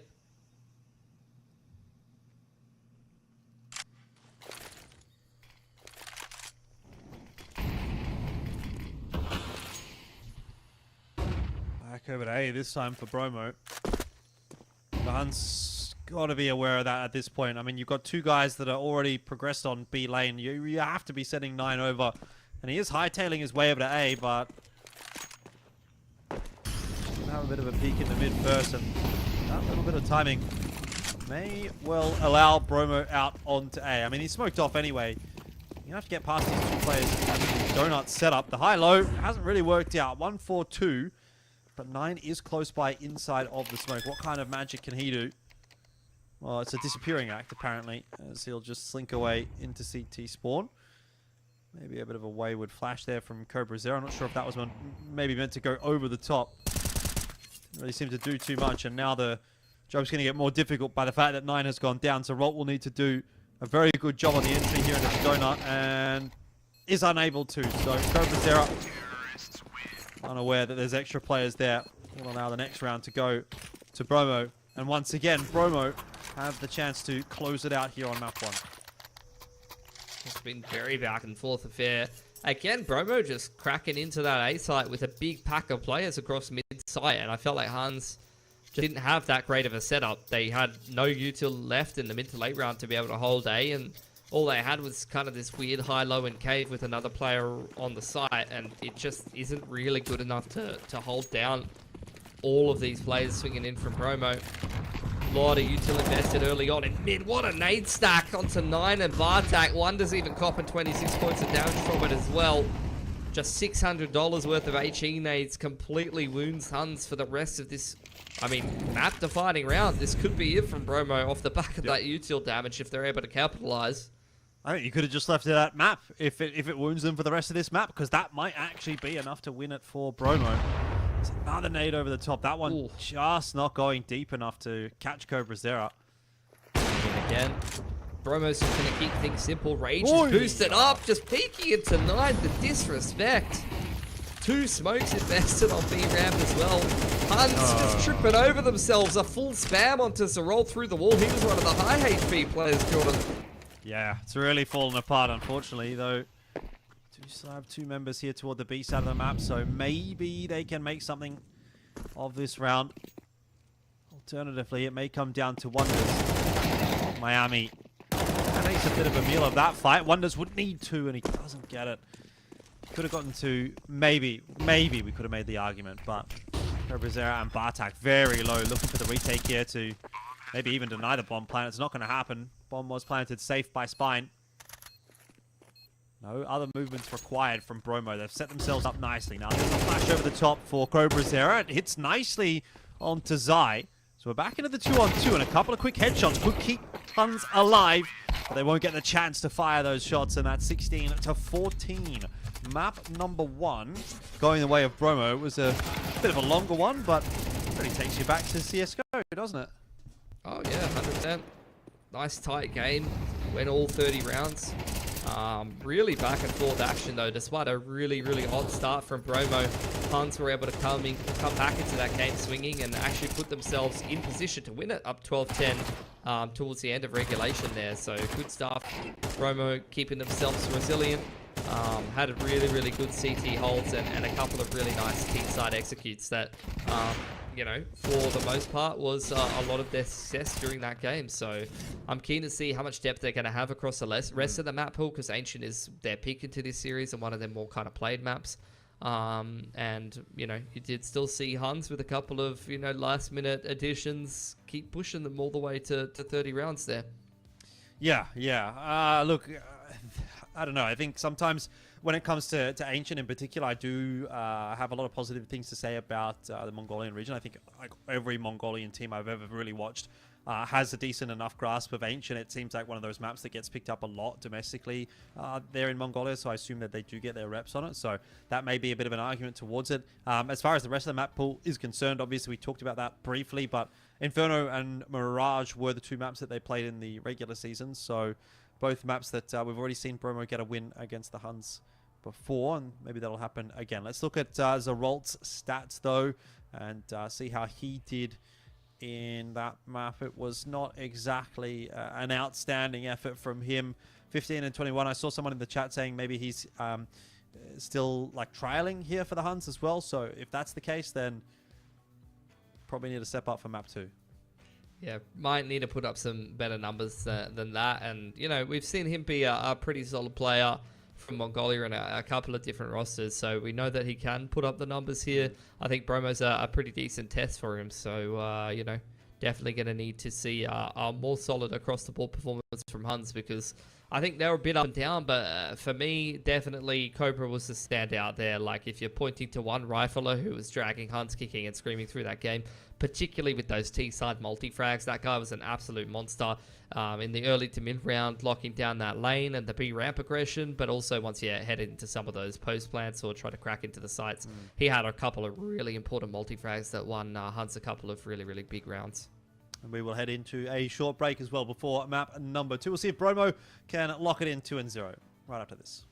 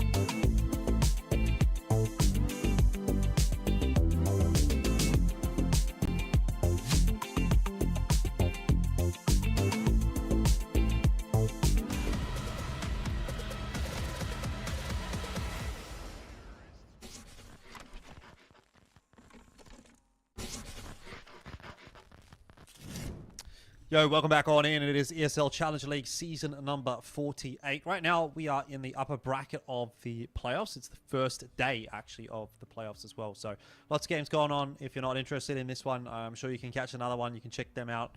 I think there's actually 3 other games happening right now.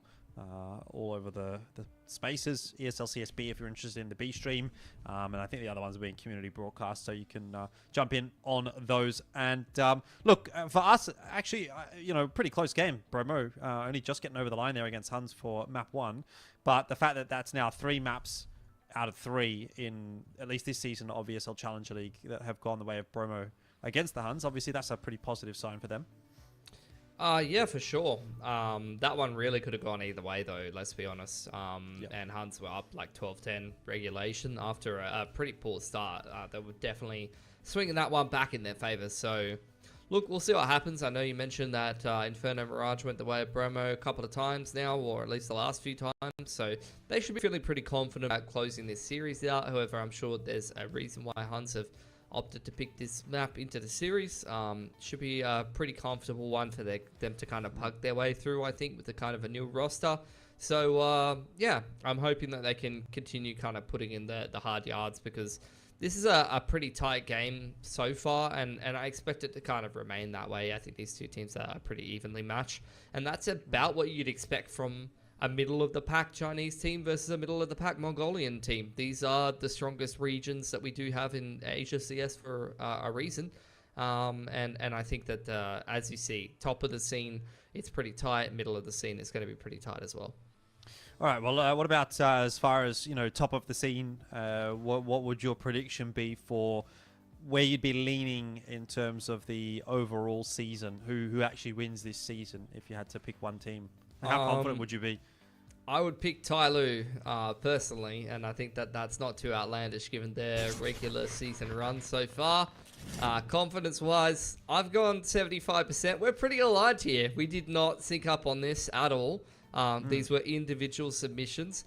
And I'm assuming that your reasoning is going to be pretty similar to mine. Yeah, and you probably would have been asked at a pretty similar time to me. It's not that I'm particularly worried about the Mongolian teams in this playoffs bracket, to be honest. I honestly just think that, Lin Vision has probably got about 25-30% chance of beating Tyloo. I'd agree with that. I think that you've already seen Tyloo lose an online series to Rare Atom to qualify for the RMR. Who's to say Lin Vision, with Zaka playing out of his mind, couldn't beat them to be able to get themselves a spot at the finals?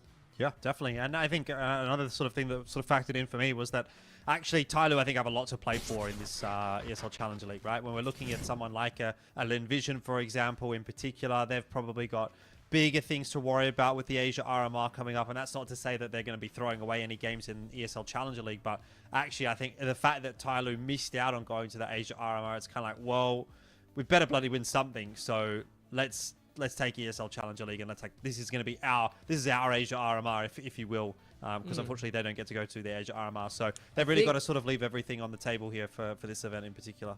It is worth mentioning, though, that now we've seen this little bit of a format change for Challenger Asia, and it is public info, at least as far as I can see on HLTV. So I'm assuming this is broadcast safe, but it says top 4 from Challenger League here are going to a LAN final, which is the Asia Pacific final for season 48, TBA in China. So yeah, no, that was announced a few weeks ago, or maybe a little over a month ago. That's a LAN final for Asia only, but the winner of Asia will still go to ESL Pro League as the current pathway, just so that anyone's not confused. Yeah, so I mean, I think on LAN maybe. I mean, I don't think it matters actually. I don't think it changes much between Lin Vision and Tyloo on LAN as far as I'm concerned.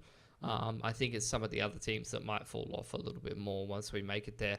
However, it is interesting that it's a top 4. Be good to see some of these Bromo players on LAN. Be good to see a team like IHC. How do they go on LAN? GR Gaming as well. Yeah, they could be a top 4, and that's going to be another LAN that they can go to, as well as the Asia RMR.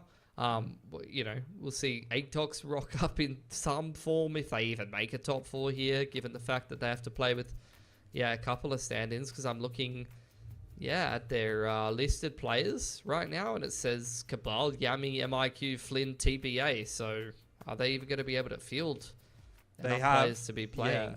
Yeah. That game has started. They do have 5 players in the server. Who's but playing right now? as to who those 5 players are, I couldn't actually tell I will you. find out for you. I'm just going to sit through this Twitch ad first, but then I'll let you know, Jordan. You should have clicked the YouTube link because I'm already there ahead of you. So they got Flynn standing in. Obviously, he's the coach. And then there's a guy called Mastermind P. I have no idea who Mastermind P is, but he's in the server today as well alongside the rest of the ATOX lads that remain. So it is like, Dobu's kind of left them in a little bit of a pickle, I guess it's fair to say. But for sure. I don't know. I mean, is it a big deal? Well, I think it kind of is, right? Like for ATOX, you could potentially be qualifying for ESL Pro League. You could be playing a LAN in Asia. They all of literally that were Dobu. top 2 last season, and they probably could have won if Sari hadn't gone so ham. Well, that's a conversation for another day if ATOX do make it to that LAN final. And what I will say is, it's good that you bring that up, especially in the case of GR, because that LAN is actually a week before. Like, it's the weekend before the Asia RMR. And, it could be pretty useful for GR in particular, I think, to have a bit of a crack on LAN first before making their way to the Asia RMR. But either way, it's a conversation for another day. So we'll jump into our second map here and see if Bromo can knock this one over 2-0 and continue their pretty clean run against the Huns so far. Slow start from the Huns on the T side. Feeling out apartments control, having a little bit of a look into Banana. Going to start organising themselves for an A side hit here. 3 players over here for Bromo. Starting to aggress over on Dig's side, looking to take some fights on the off angles in towards that short position. Russia pushed off the line. Oh, what a double entry from him. Now it's just Miami alone in the pit, but you're seeing the rotations come on in here from Spine. He's been dealt with as well. So it's just Zai with the dualies armor, but the off angle from Zerolti is way too good there. Really, really nice pistol there from Huns. Wonders in particular, that was a hell of a double entry over there on port side. And a nice flash as well from Zerolt, which kind of like really sealed the deal after the initial entries, because you could see how blind Spine was, and it caught Miami as well. He was like backing up into a Molotov, so he was definitely dead as well. Very, very nice pistol from the Huns. A little investment from Bromo as well. A couple of Deagles. Miami sold, then picked one up, or bought one again. I don't know what's going on there, but I don't know. They've got 2 Deagles. Yeah, wait, what's going on there? Has he spent that money, or does he get to keep it? He should not have a Deagle and $1,900. Has he found some kind of money glitch here in CS2? Or is that just a HUD bug? Could be a HUD bug, but it still says 1950, so... I'm really gonna be staring at his money next round. Alright. This could be interesting. 1-0 for the Huns right now, and it looks like that is going to be maintained as we'll get through this round pretty comfortably. Nice little frags there for the players. Fire shaft then, all good. So 4.3k for Miami. So what's happened there? What? How does that work? He did get... Wait, he got 2 kills in the pistol, so he had a little bit more money than the rest of the boys, that's why. So it's not a miscalculation or anything, it's just the fact that Rage has 3.7 because he bought a Deagle. Miami got 2 kills in the pistols, so he's bought a Deagle as well, and he's exactly $100 richer than Rage. Makes sense? So it was just a HUD bug where it just didn't show... No, it wasn't. It didn't show the minus 700. Yeah, that's what I'm saying. Yeah, that is an interesting grenade. Gonna get a bit of top mid aggression here on the timing. Rage just holding the flash. Wanting to set up Rush Shaft to go for a peek into top middle. But after things settled, maybe they were waiting for a specific sound cue or some kind of push from the Huns. Won't be obliged. Molly to limit the info and deny any chance of a push there from Bromo on top of Nana. And now Huns gonna organize themselves for a bracket stake. Ooh, could be nice timed on that flash in the middle. Look at that! Wow, the timing from that one from Bromo worked out perfectly. It ends up being a 2-for-1. Could have maybe even been a little bit better. There was an extra player floating around on brackets, but looks like Miami's backed off. Happy with the damage onto Zerolt. And the Huns are going to have to be happy with the brackets control that they've gotten, because got to take something from this situation. But full rotate across from Bromo. Yeah. They're going to keep pushing the issue here. I think they need to find information. They cannot let the T's get away. Nice little dink onto 9 there. Over on bracket side. Zaya continuing to push the issue. Spots out the barrel and going to try to chase 9 down. Huns looking to return fire. Cobra keeping him covered beautifully from the bottom side and middle there. They know that 9 is still pinned into the corner over here on Churchside, and Rage wanting to try to punish Cobra. They cannot continue to throw away frags top middle like this. That was a round that should have been done and dusted from Bromo, and Cobra's just punishing everybody that peeks him. Oh dear. An ace on the cards for Cobra here in a round that really Bromo should have been cleaning up every day of the week. Yep. So they've just sort of turned their monitors off, really. Forgotten how to aim. To be fair, some questionable positioning, I think, in those mid-fights as well. But Bromo got to be kicking themselves for that one. Very, very silly way to lose that round. And the Huns will theoretically keep 3 guns alive. I'm assuming 9's just going to book it before that bomb goes off. So should be able to get away with his gun. And yeah, that's the perfect start to the map for the Huns. Looking pretty sharp here. I mean, Bromo, they started really well on map 1 and couldn't get that job done. So I'm interested to see how things are going to go here if the Huns start well. And there is no coming back there for Bromo. Luckily, they've got the map in their back pocket. Yeah, for sure. I think, like, it's probably just going to be a back and forth series in general, to be honest. But I think this is kind of Bromo in a nutshell. Like, sometimes these guys make some incredible plays and have some really, really sharp aimers, and then sometimes they just do some really questionable stuff. And I think, like, honestly, they kind of remind me of OG Tyloo, where, you know, you get some individual brilliance or some really sharp aim or some nice plays here and there, and then you get some real head scratches. And that kind of seems to be the case for Bromo. Wonders gets his toes tickled a little more than he would have liked. Down to 30 HP, going to get harassed by a nade as well. A lot of util damage off the rip here from Bromo. Flash up over the top, looking to push the CTs back info-wise. And Huns looking to, once again, forfeit that banana control. This seems to be their go-to. Just a little bit of util pressure on banana and then work their way back to A as a pack. But with that smoke timed over towards top side of bracket, they're considering their options.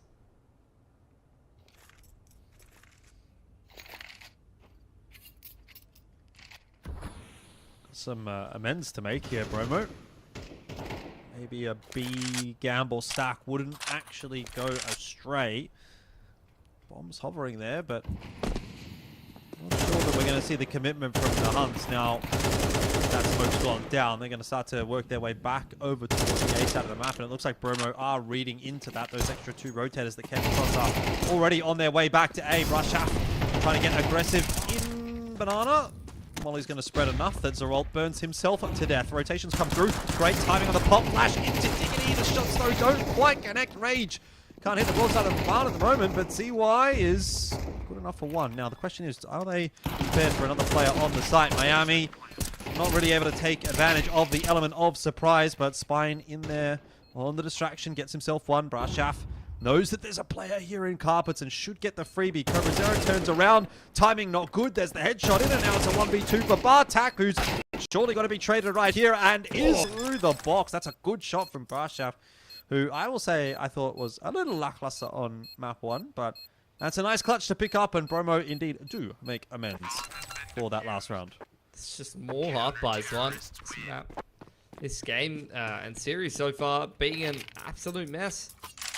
Huns with the bomb plant and a fair bit of cash left over. Gonna continue to buy forward on this T side. A little bit of an economy swing, but not too much. Just a handful of guns going out of the hands of Huns is going to help Bromo kind of work their way back into this game. They only really benefit from having that 1 extra rifle, and the AWP dropped across to Rage. So that could be a hero rifle in the future, perhaps.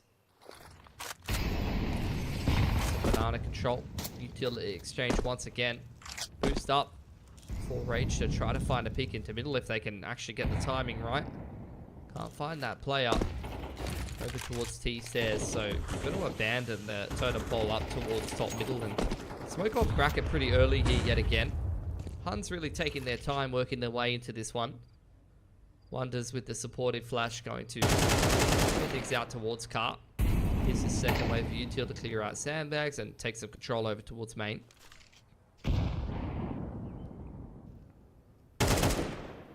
Ooh. Gotta be careful doing that against the roll. Kind of Nice player that chip will hit a damage shot. on that nade. This bracket's take from Boiler's side, though, could be punished pretty heavily. Oh, that's a nice molly. Might give away Rage's position. Cobra Zero thinking about it. Oh, the timing. As Rage will creep his way back into dig. He's been fully flashed by that one. Still haven't dug Rage out of this porch position just yet. Rotation's coming in for B.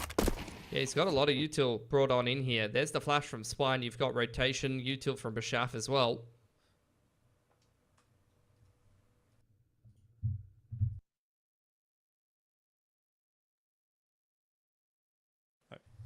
All right, well, yeah, that's unfortunate. Looks like maybe the observer has had some issues. Wasn't sure if it was me, so I just stopped talking. I was like, I've actually, my net's anybody. been a bit dodgy lately, so yeah, I'm not sure what happened there. But I'll let you guys know what happened. Huns is winning the round.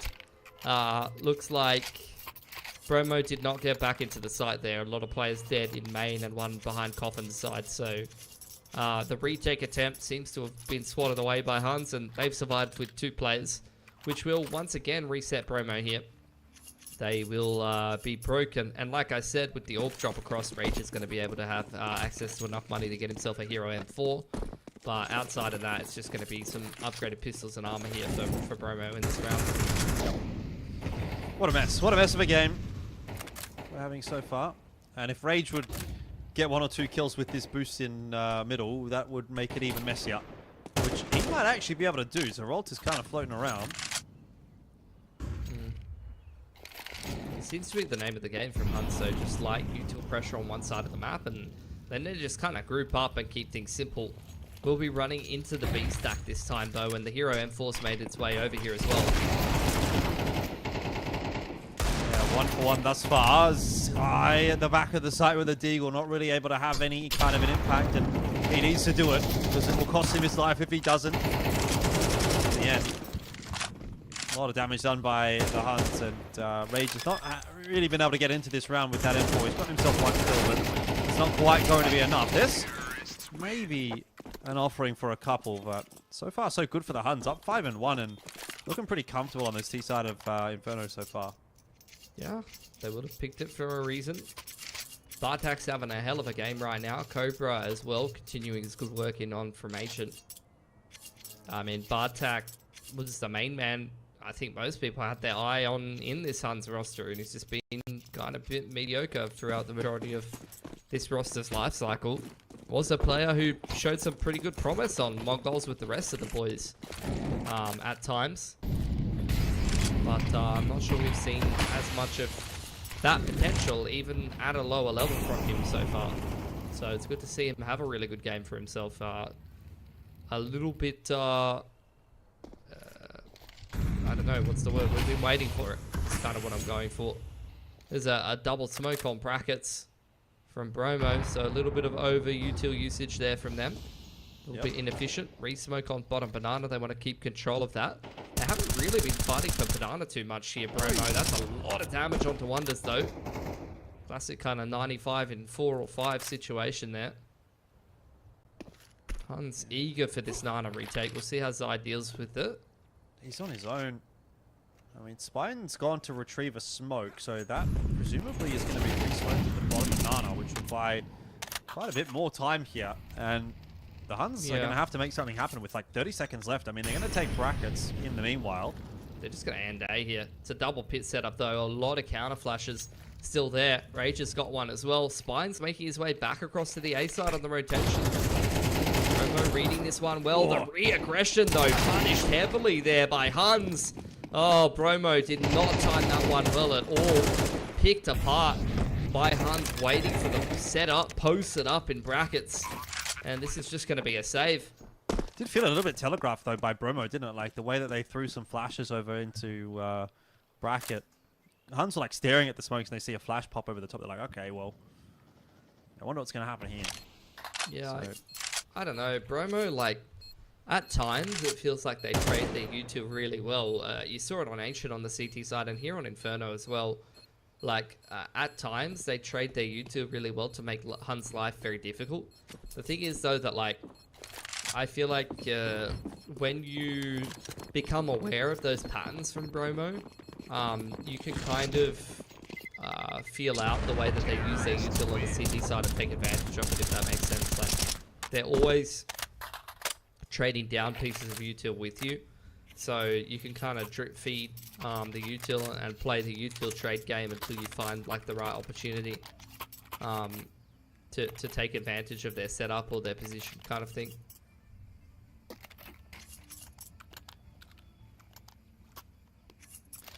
Well, now or never, really, for Bromo.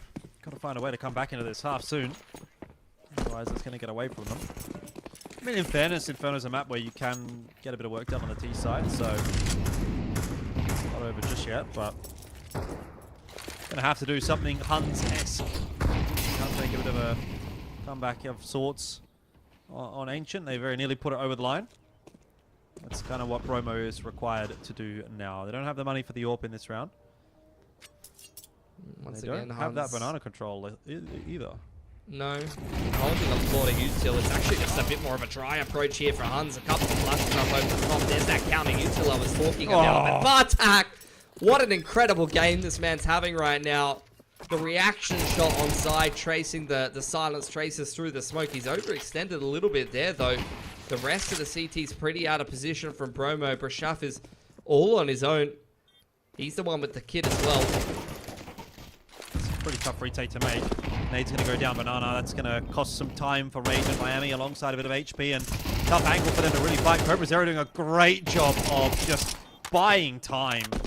Flash didn't work out too nicely for Bromo in the end there, and they're going to still stick around for this retake, but that ends up just giving away a couple more guns. And man, Bromo are just not getting any luck either. I mean, that second kill from Bartak was unreasonable. He's finally had enough and started to showcase some of that potential that we've seen before. Tack timeout coming out here from Bromo. See what they're going to be able to come up with, because it really just doesn't feel like they're having a whole lot of success. Honestly, that initial util exchange and the first kill went pretty well for Bromo until Bartek cracks open into the site. We're not really seeing any of that individual skill on showcase for Bromo right now, though. They're kind of getting bullied in the server here on Inferno.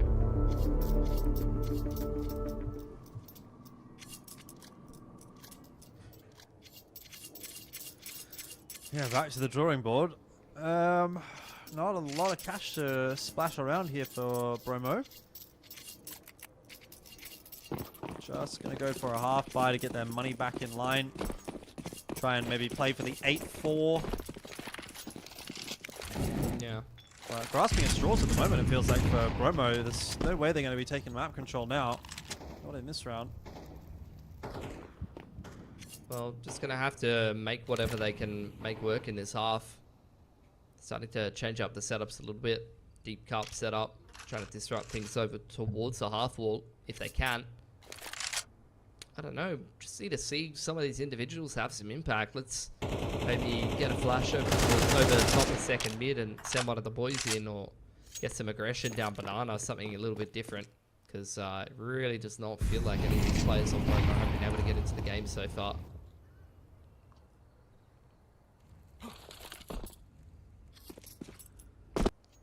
Well, 4 players stacked over on A.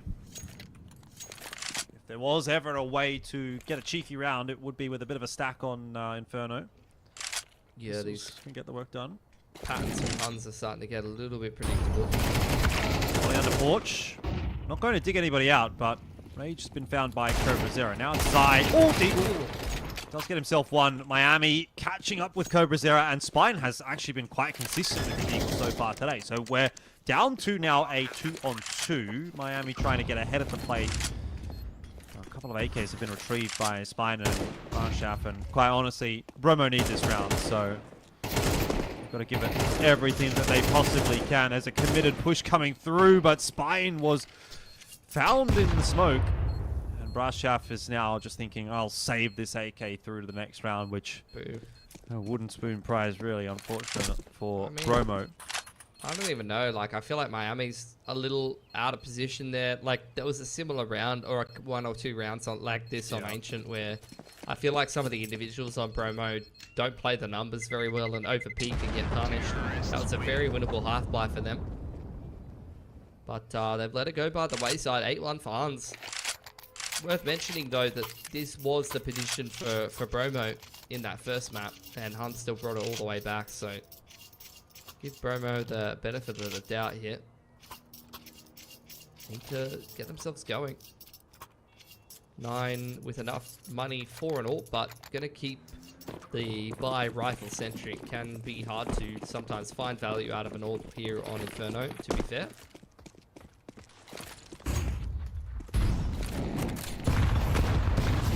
Okay, Huns going to speed the pace up in Banana, and so is Bromo. It ends up being a 1-for-1, courtesy of Brashaf, team killing. He's actually still at Sandbags. Yeah. They've taken top of Banana control, trying to play disruptive for the T side. Huns, on the other hand, going to smoke off jungle side and try to apply a little bit of pressure to Bracket, but they haven't been able to take control over there. It's just Cobra lurking around inside the apartments. Huns feeling confident that they've been at least able to trade back a little bit of util and keep things honest towards top of Banana. I'm just going to group up and try to take this A side, but there's 3 players here for Bromo and a fair bit of util to boot. I've seen this movie before. I've seen Bromo in decent positions, unable to convert rounds on Inferno. We'll see if it happens again. Zai's just going to shoulder spot the corner there and does get the info. Now calling for the flash, which will be tossed across. The peak is a decent enough one. Gets some extra damage onto Bartak and Zerolt, and the Molotov down to try to hold the Huns at bay while the rotation comes in. That molly, I'm not sure, will spread deep enough to catch Rage, which could be a problem later on in the piece for the Huns. They're trying to dig out the pit player in that meanwhile, but Bartak eventually will fall to Rage, who was safe in that corner indeed. So a second on the board for Bromo, but they do really need the last 2 rounds of this half to have any chance of making this look competitive. Finally, a decent hold for them. It's good to see. And Huns started to run a little dry on money on a couple of these players, so there are some opportunities here for Bromo to try to string 4 together. Gonna start with 3 towards Banana again here. So looking to trade down util, maybe fight for Banana a little bit more. Big presence here from Huns once again. Picking up the pace. The HG nade stack is huge. Spine limps away from it. The only one to survive on 20 HP inside first orange. And he's got a jumping back 10 coming at him. No one's cleared him, but surely he can't take all of them. Rage trying to pick up the pieces here in from CT spawn, but not quite smoked off. Be able to jiggle around it, but he just gets his head backed off. Oh, the second that you think there's an angle in there for Bromo, Miami's going to flash himself through the smoke. That's just desperation at that point. He's triggered, tilted. I don't know. Man, what a round. Yeah, I mean, that's another one on the B side after plans where 2 players on tons have 10 HP. Some of these rounds are getting very close for Bromo, but damn, that nade stack was brutal. I mean, yeah, what can Spine really do there? He's taken 2 and some change. Yeah, on 20 HP. I think that's the kind of round where, like, if you're the best player in the world, you know, you're a Nico or you're a Jimmy or something like that at the moment, you maybe get 3 there, or a JL or something, you know what I mean? But if you're old mate playing in a tier 3 Chinese team, you're going to get 2 and then a bit of damage on the 3rd guy, and it's not going to be enough. And honestly, even there, 3's maybe not enough. Like, that was a very difficult situation to get anything from. They're still fighting. Zai's got himself too. Bromo are making a lot of these rounds close, but like they're just not winning them. No, they're not. In the XVXs and some of the post-plant situations, Huns are coming out ahead. Brashov trying to make his way through bracket side here. You can see Wonders waiting in the wings, waiting for his time to come in for this late reflank on brackets and maybe catch one of the CTs with their pants down. But the reposition in towards Carpets could be huge. Cobra playing that open position over towards Graveyard, completely unawares. Brashov now continuing to apply pressure to himself, apparently. Volleying himself out of Carpets. That's going to give him some incentive to push, but he's the only one left here for Bromo. Got 2 players on Huns to find, going to sneak through the smoke, but he's out of ammo. 2 bullets in the clip is not going to be enough to get it done, and Huns are kind of just toying with him. The Molotov's going to push him off that defuse, and even though he gets the kill, he's got no time. He hasn't got a kit, and that's going to be 10 rounds, double digits for the Huns. It's a huge half here, Jordan. Yeah, you can't really write a script like this one. I mean, it's just how it is in for ESL Challenger League. So, bit of a messy one, but the way things are looking right now, it seems like we're almost definitely going to be going to map 3.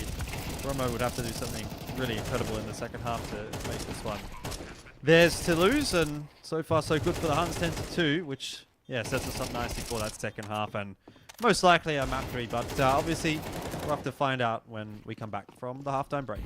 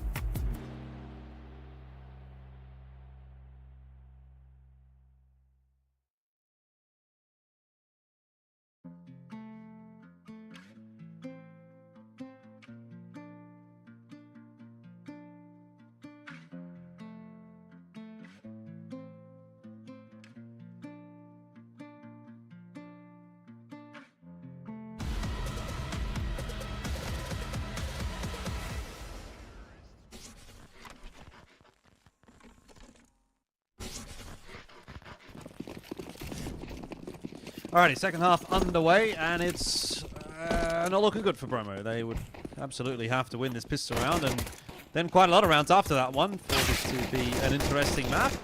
That's one way to kick things off, though, from Miami. But then again, the answer is in from the Huns, and it was swift, but not quite enough. So Rolt now tasked with the 1-on-2. It should be a Bromo round, though stranger things have happened on this map. Spine is slid in on that off angle. Plant's going to go down at default position, so they've got a nice little contact set up. Should be the swing off of the contact of Spine here as a roll.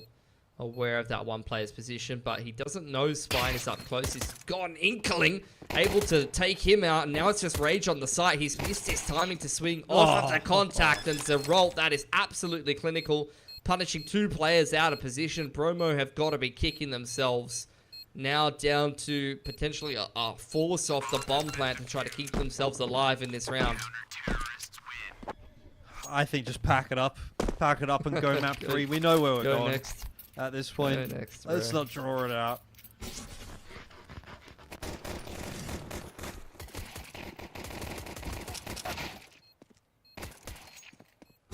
Nice little touch though from Zeralt. Anticipating the swing on the left. Pretty good crosshair placement from him. Gonna get 4 Galils and a Mac 10 out of this round for Bromo, which does leave it a little bit to be desired as far as the util is concerned. Just 3 smokes, a flash, and a nade. The flash and nade have both been used, so not a whole lot left here for Bromo. Force Spire's got to get some impact. Banana control's been taken here by Huns. Rotation coming back across from 9. Molotov forced out on jungle's side there. Bromo organising themselves to take further steps into the site. Contact approach from Rage. He loses way too much HP there, trying to force his way up dig. And now the rest of Bromo are kind of left scrambling in jungle side, trying to make something happen. The bomb's still at T stairs. I'm just not really seeing the pieces coming together right now. And Tons are trying to capitalize. They are capitalizing. Bromo's going to go back over to B, which is where Zeralt is waiting for them. He's got a huge belt of util to use. The smoke and the molly going to go down and find their way through the Molotov. In fact, maybe they've just smoked it off. Some of them was playing Firefighter. And they're into B. Yeah, a lot of damage done to Wonders as well. He's going to try to spam down this plant. A lot of damage done to Spine. Bullets being exchanged back and forward. Bartak making his way up. Banana. There's a nice little 1-2 setup, but the smoke fading breaks it up a little bit here. Is he expecting to play behind sandbags? No, absolutely not. Smoke's kind of baited him a little bit there. He took an educated guess that there was nobody at sandbags and might have actually lost the round for the Huns as a result. Good shot in from Cobra Zera. Some low HP players and a defuse on as well. They don't have the time. No defuse kit. Do they? They got it. They got it. He got on it just in time. Oh, He's yeah, more than got it. Oh, 12 and 2. You just can't paint a round win for Bromo right now. That's what it comes down to. It's going to be another force buy to try to keep themselves in the game, but let's be real, 10 rounds in a row. You're absolutely dreaming, mate. We're going to Mirage. Yeah. Yep. Get it over and done with. That's what I reckon. In other news, though, what do we got? Atox won first map. That's very surprising to me. Yep. 3 of the Atox. 1-1 for Coach Sage plus GG team and God's Reign. That's an interesting one. And then minus 72 taking the first map off GR. Yeah, that's not burning well for GR. A couple of these East Russian teams throwing hands right now, bro. That's fair to say.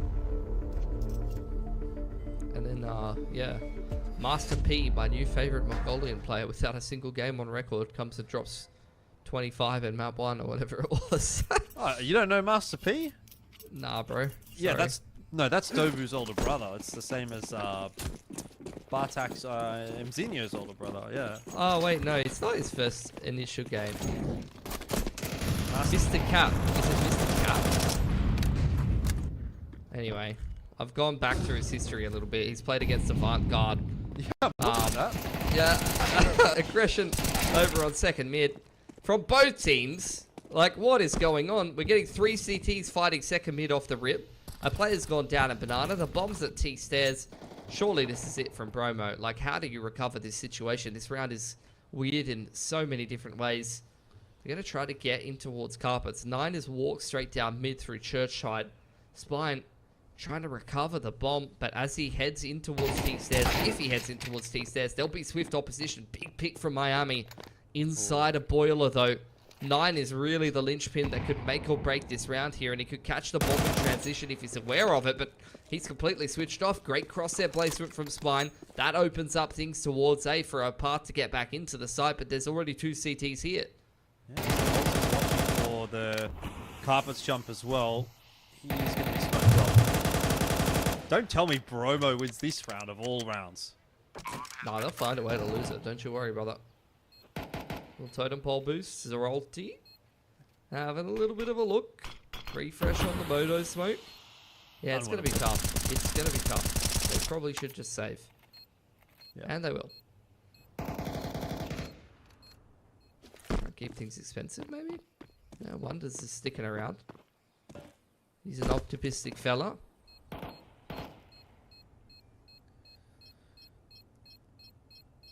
Alright, we'll go another one. Fair enough. Why not?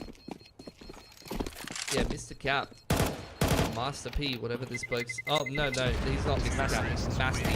Yeah, it's Masty. Masty.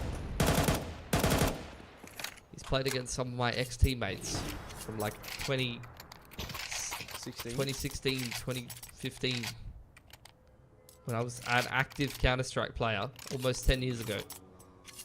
Let's have a look at that. Look at that game. Avant won 2-0, 2-1 against Zen when the dregs of AUCS were better than Mongolia. He's playing against MVP Project, bro. MVP Carnal. What is going on, bro? Asia Pacific Open Qual, which had OS teams. This is such a throwback. Oh, Firepower, which had Dobu and Cabal at the time on. Yeah. And then PTC was in Firepower, I think, for a bit. Yeah, same team. That's it.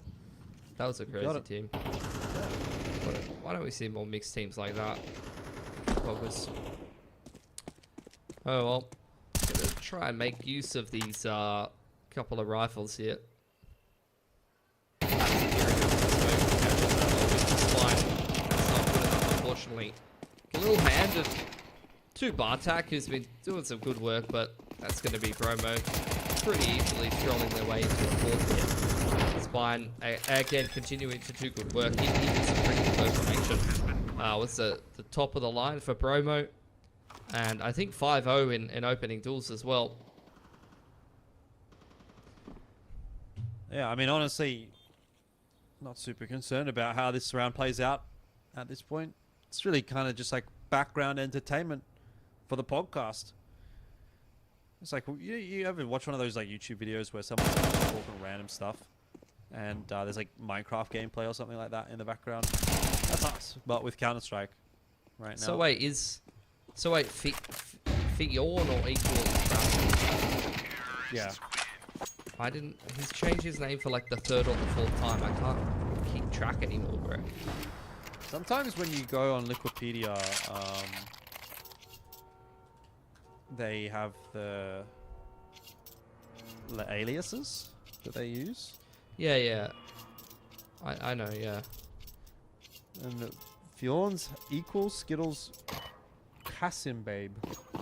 So, not Brash Calf.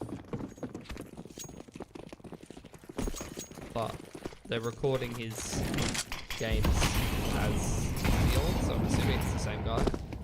It's on HLTV. They're keeping the stats rolling, and I've seen, Brashev playing for Bromo a couple of times, and it seems like Fjord is listed on HLTV every time. Whatever. I just say the name that's in the server. Yeah, same. I mean, it's just interesting, though, given some of the history. Good opener from Miami. Runs into Bartak, top side of Porch, though, and off angle was not ready to deal with. Spam through from Brasher, Fjorn, Skittles, aka, I can't even think. Plastic Sandals, 1992. What's he going to change his name to next? Who knows? Plastic Sandals, 1992. Where have you pulled that from? I don't know, bro. I'm trying to think of some random aliases. Carrot Cake. Dog Lover, 98. Single Man, 55. Bromo, they're going back to B. Are they? It's going to be a smoke. Might just stop them. Wonders if he might have waited another half second before spraying. I think he might have gotten two there. They've decided they don't like the way B feels. Couple of grenades trying to get back into this round. They're going to scramble their way straight back up into the A site. Bartak peeking out on the off angle, ready inside. Cobra on the cold box. Can't really go better for one with an MP9, so looking good for Bromo to pick themselves up a 5th here. Goodness me. I'll be real. This is worst case scenario. This is a fake comeback, boys. And This is I, a for fake one, comeback. will not stand for it. You guys deserve to have your time saved. Vote 1 Mitchell Pilipowski in the 2025 Counter-Strike caster elections. Promises to end all fake comebacks. What else No have you more got fake comebacks. for your campaign? What other things are you pushing for? More fragging IGLs. Nice. More fragging IGLs. Less eco rounds. What about less Just eco cut them rounds? all. Cut them all. Let's play 30 gun rounds. Let's play 24 gun rounds. We'll just skip the eco rounds. Crossfire style. Why do we even play pistols? Under my reign, Pilsky 2025. All rounds are gun rounds. All rounds are gun rounds. All rounds are gun rounds in 2025. I don't know if I would enjoy CS more or less with that.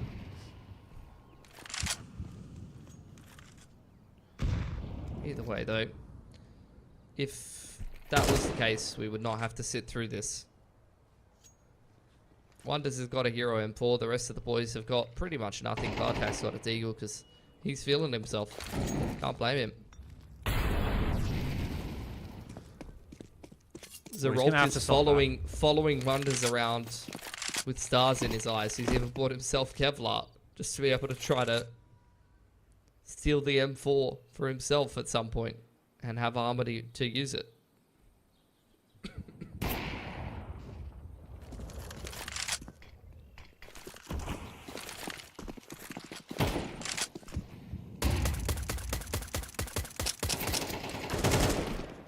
Double dink through the smoke. That's a bit unlucky. Oh, Well, nice shot. yeah, dink for dink. Not going to go well for the M4. Cobra's going to go press E on that. And, yeah, try to clean up Miami. He knows he's low. Try to get the pre-fire going. Nice. Okay, that's a rifle that's retrievable. This is how you make money, Jordan. You turn one rifle into two. All of a sudden, you're starting a rifle franchise.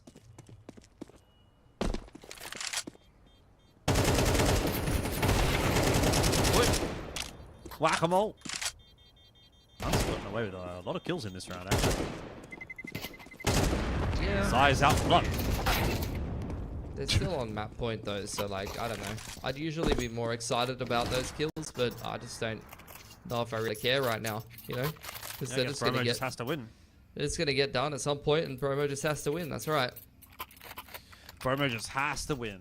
There's not too much nuance to it. Rage has had a rough series. Like, even on Ancient, he was missing most of his shots.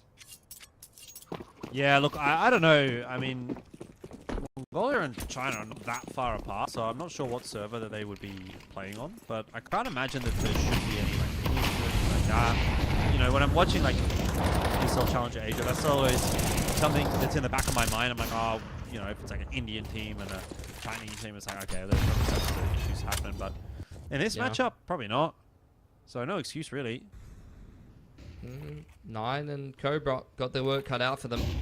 Carpets pop on the cards. Flash goes up over on the big side, pushing Nine back. The third CT has made it into the side. That's perfect from Cobra, lining them up. Spine trying to trade things back, though. Both him and Rage combined to crack open that A site. She'll put us into a 2-on-2 after plan here. Bartak going to join up with Wonders for the two-man retake in through Dig side. T's are going to smoke off Moto. Definitely another winnable round here for Bromo. Rage hits this shot, which he Oh, does. collapse. It's nice. Gets extra damage onto Wonders, and that should just about seal the deal. 12-7. But I'm not excited yet. Nah, it's a fake comeback. Come on. Fake comeback. Fake comeback. Get over yourself. Vote Pilsky 2025. No more fake comebacks. Every round's a gun round. That's a pretty good campaign. Let's go to Mirage, guys. Come on. I'm not a believer yet. And every series ends on Mirage. Stop gaslighting us. You know, your Zoomer words. Yep.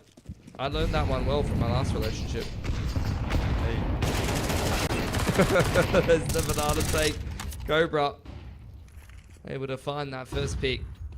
So surely this is the end here for Bromo. Unless someone steps up huge. Rashaf, aka Mr. Skittles, aka Club Penguin. Oh no. He's got flashed off the line. 9's on over here. Well, 9. Pushed away by some util. That's a bit of a crack. That's a fairly threatening push there for Bromo, and they're not interested. They're not buying what the Huns are selling. Just going to reset the round. Necessarily looking to go up Banana. It is smoked off, and Cobra Zero is keeping an eye on things. But Bromo going to be having a conversation right now about what are we going to do? What should we do even here? Looks like it is going to be the B-side take. The B-side of the map, at least. Yeah. Cobra, the player you'd want in that position. Rage trying to control these rotates. He's already found one in this round. Molotov's going to lock him forward. Maybe that's exactly where he wanted to be. Prashov at least able to trade back, but the boost punished as well. He's copped a lot of damage through the smoke. That's the bomb dropped. It was coming together for Bromo, but now they know exactly where Rage was. What did they? What's 9 looking at? Oh, he's flicked around and got him. That's finally going to end things, Jordan. 13-7 for Huns, and we're going to go to Mirage to decide it. As we said, fake comeback. It was pretty foretold at that point. And so that is going to be a map 3. Bromo will be a little bit disappointed about their output there on Inferno, I have to imagine. And look, similarly, Huns probably a little disappointed right now that they didn't actually manage to close out that first map, because it looked like at one point they probably should be able to do that. And then Bromo kind of got it back together, but definitely not as close here on map 2.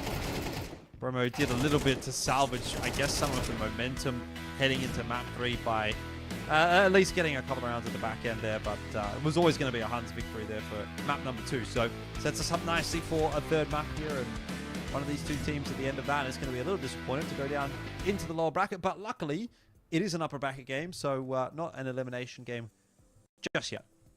Yeah, and I think, look, giving yourself an extra life with some of the, heavy hitters in this tournament is going to be something that's worth it, especially because, let's be real, guys, like, these two teams are really going back and forth and showing us a lot of sloppy CS. That's not going to fly against Tyloo in this next game, so you want to be giving yourself an extra life nice and early on, and, look, maybe having a crack at Tyloo, see how you go, but that's going to be a tough game no matter which way you swing it. And look, as far as at least this playoff bracket goes, we're not playing for the Pro League spot anymore. We're just trying to get ourselves a top 4 and get over to those LAN finals for now. Yep, at least at this stage. We can go ahead and take a look back at Zerolt and see what he was able to do there on map 2. I have to imagine a little bit better than map 1, and there you go. So, that trial situation we were talking about after map 1 wasn't looking so good, but now maybe looking a little bit better. So we'll say we're a bit more happy with those kinds of numbers, and give us a map 3, best of 3. See what you can do on the third map, and then maybe you're on the team. Yeah, 100%. They're going to be needing a new injection of a couple of players if they're going to keep this Huns roster going. And look, there's players going here, there, and everywhere. Bloody musical Mongolian chairs. Probably got the Who playing in the background, and then they turn it off, and we get 15 different players on different teams at the moment. And Mongol says no thanks is how it seems to be going at the moment. But look, I think for Huns, I'm keen to see if they can actually get this dub over the line over a team that's got a little bit more of a solidified roster, has been putting in the hard yards for a while. Although still, unfortunately, a little bit rough around the edges for Bromo. They just seem to be a very up and down kind of streaky team from China right now. Yeah. This is not the time you want to be streaky, though. Like, the fact that they were able to get 2 wins against the Huns in the regular season, obviously that's nice, but you'd probably be wanting it here in the playoffs, if anywhere. We'll find out whether or not that's going to be something they're going to be able to achieve. When we do come back for map 3, it will be Mirage right after this break.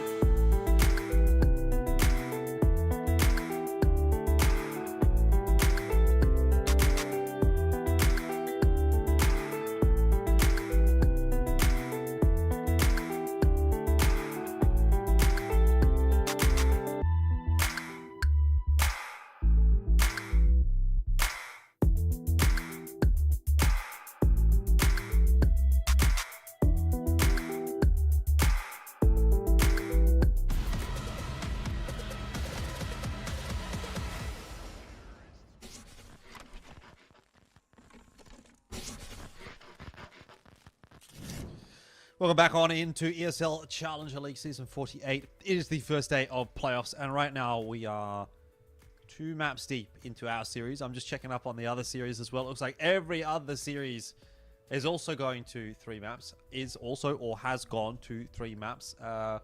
Maybe the IHC ATOX game notwithstanding, but the other matches that started at the same time as us, Pilski, all going to 3 maps. So, yeah, a lot of competitive games so far in the playoffs of ESL Challenger League season number 48, which I think is quite pertinent to mention because this is a season where there are opportunities, of course, for the teams. I mean, first of all, you know, you've sort of highlighted the fact that there's that top 4 LAN.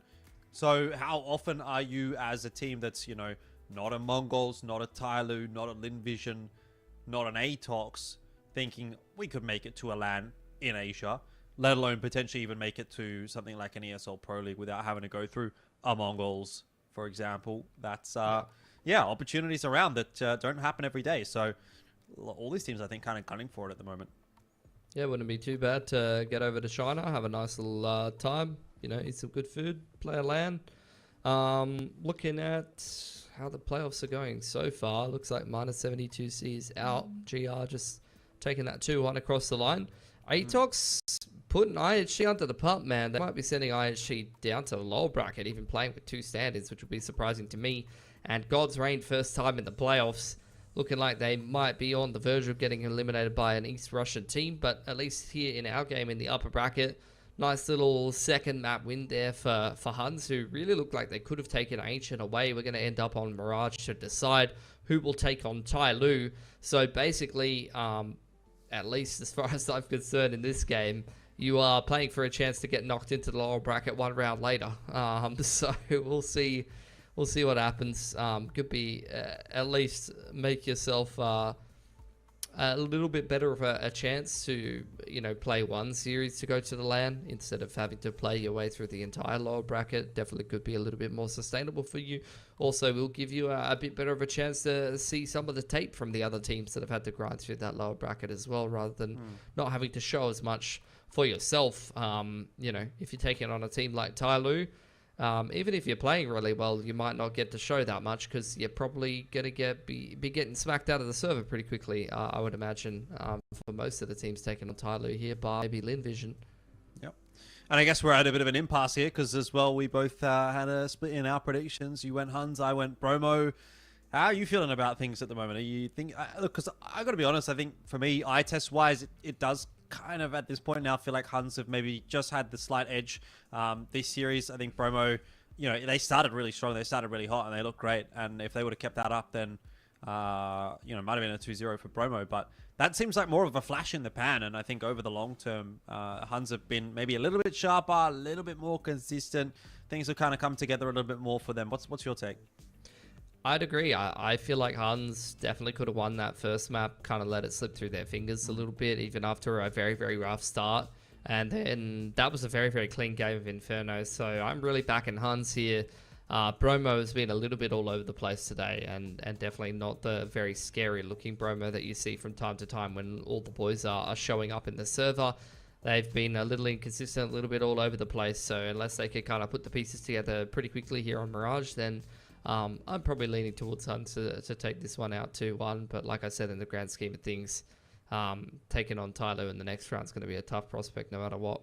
Yeah, definitely. But then again, yeah, look, you do still have that extra life in check, and you presumably lose to Tyloo, drop down into that lower bracket, try and make that lower bracket run and see what happens from there. But that's a conversation for another day, because it's time for us to jump into our third and final map of the day, which is going to be Mirage. Let's see where this one ends up going. I've got no idea, really. Like, it's impossible to say, especially with the way things have been playing out today. But maybe a close map.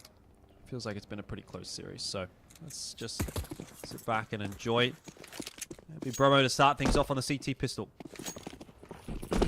Going to be a execute here for Huns. Spine playing that close underbout position with Miami in the retake CT, so we'll see if they can chip down the numbers. Full mid has been cleared here by Bromo, so they've got multiple players in position to start to rotate accordingly. Spine diving out, flush out by the molly. It goes 2 for 2. A lot of really sharp shots being hit by Huns on the way in, but look at these rotates. Already in position here. Rage made all the difference there, swinging out from CT. He was one of the players to clear middle, and he's actually gone through Murder Hole instead of trying to force his way through that jungle smoke. He rotates back around through CT side and does a really, really good job catching all of those Huns players on the cross. Yep. Excellent start for Bromo, and if they can start this map with the same kind of gusto that they did on Ancient, then we might really have a game on our hands. Obviously not much of an investment here for the Huns. They don't have anything really to write home about. Didn't get the pistol, didn't get the bomb plant. So it's just going to be the Glock train out onto B and see if they can somehow maybe crack these two heads and get a bomb plant into round number 3. But even then, Rage is going to be a fast rotator, so wishful thinking really, Huns. Yeah, Bromo's got some great reactive util ready here as well. You can see Zai just holding the HE.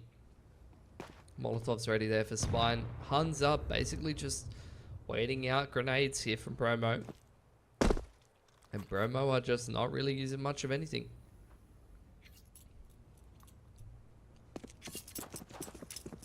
Which is not a bad shout, right? Like the rounds like this for the Huns, even if you don't do anything, if you just sort of hang around and bleed out a bit of that CT util, that can start to dwindle the economic supplies of the CT side, and no real reason for Bromo to be throwing util willy-nilly if they don't have to. So just trying to take every little extra dollar into the next round. Does make for something of a boring round, though, I have to be honest. Honestly, Huns could have gotten out onto A there. They don't know the setup, so just walking on back towards that B side of the map. Smoke goes up, so that's going to buy another 18 seconds. It's going to be down to the last 10 to try to get into the B side here, but the Molly and the HE are still being held in reaction to any footsteps in B apartments. Oh, they're going to be tossed. They're going to be tossed on a very nice timing. Spine's going to spot them in a second. He's heard them. Now the util gets thrown on in, and well, the Molly wasn't super successful, but the nade definitely did quite a bit of work, and lose one gun, but not the end of the world. Bromo get their 2 rounds. Yeah, just the MP9 dropped. Pretty good result for Bromo on the anti-eco there. No bomb plant for Huns. It's good reactive utility, and like I said, HE making most of the difference. Not only the damage it does, but also breaking up the scaling of those Ts. Kind of coming out of apps with 2 players out in front and then 3 getting slowed quite heavily by the nade. Quick mid smokes out here from the T side. Miami able to make it into unders, and it's going to be a big B apps push here. 4 players from Bromo all committed to trying to make this charge through B apps a reality. So a bit of a set play in the bonus round here, and Spider's actually going to find one pushing out a balcony there. 9 hits the deck early on. Miami catching one from underpass as well, and we've got a double flank through TV room as well. Oh, Cobra Zera off the line. Wonders is there to pick it up. Now, 1 player spotted, but the trick is there's actually 2 guys here. You'd never expect that. There's the bomb dropped. It's actually somewhat been salvaged, though, by Huns. We're back to a 2-on-2 with some isolated duels. Brashaf has been able to smoke himself off to relative safety for the moment, but time's of the essence now for both sides. Cobra Zera being flanked, not aware of that, and so Spine is going to go down, but have to now find out where is Zerolt.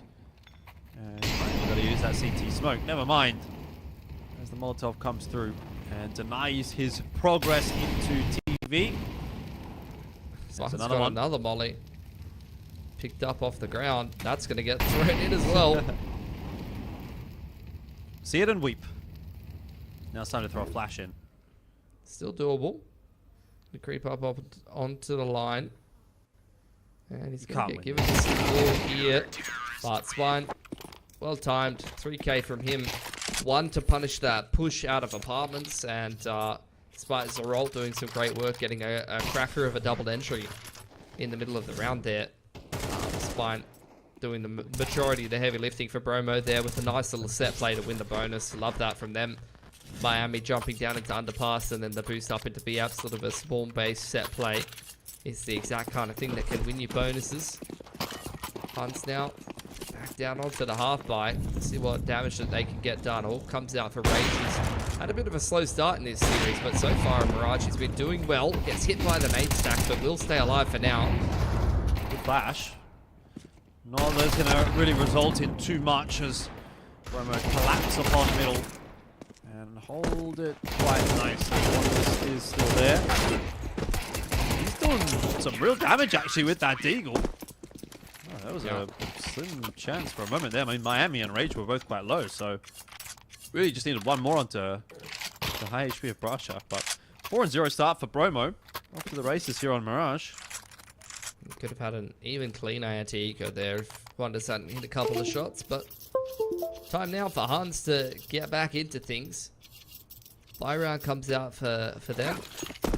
You have to get on the board on this T side, but to be fair, haven't really played a proper round yet. They played against that really kind of weird bonus. Once again, aggression into underpass here. Rage has got the AWP out, but quick B split here, straight through the smoke. Brashaf goes 1 for 1. There's still 2 players alive on this B site.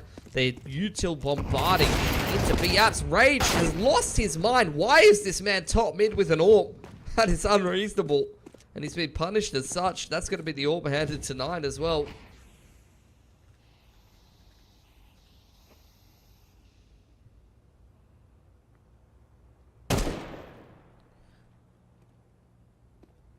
Well, the action slows down. We're in the eye of the storm.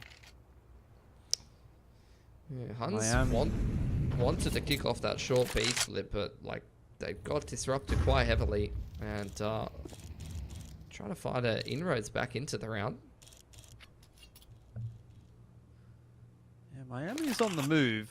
He's kind of having a bit of a look outside of A, so he can spot anything out. And with that info now for Spine, he'll be aware that there's a second player close by on short.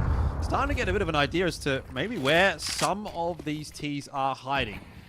Don't half mind this position from Miami. Sitting by Tetra. Bartak's going to make the mistake of planting the bomb. I mean, he was in the smoke and everything. But Miami's just plucked him out of nowhere. He's going to do it again. Not quite. But it did. You give enough time, actually, for Spine to take the peak. And that's a pretty well negotiated 3-on-3 from Bromo in the end. For sure. Going to be 5-0 up for them. Having a really good CT side here. Zai on a bit of a scavenging mission in middle, seeing what little util he can find. Looking for the AWP here from 9 as well, which he's been able to find. So that's going to get handed back to Rage. After being in the hands of the T's for a couple of rounds. Bomb plant plus a loss bonus.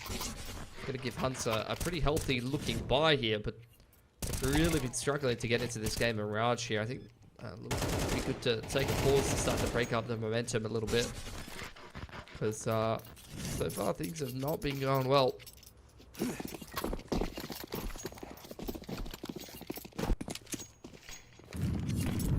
It's like the default round, swings to middle again.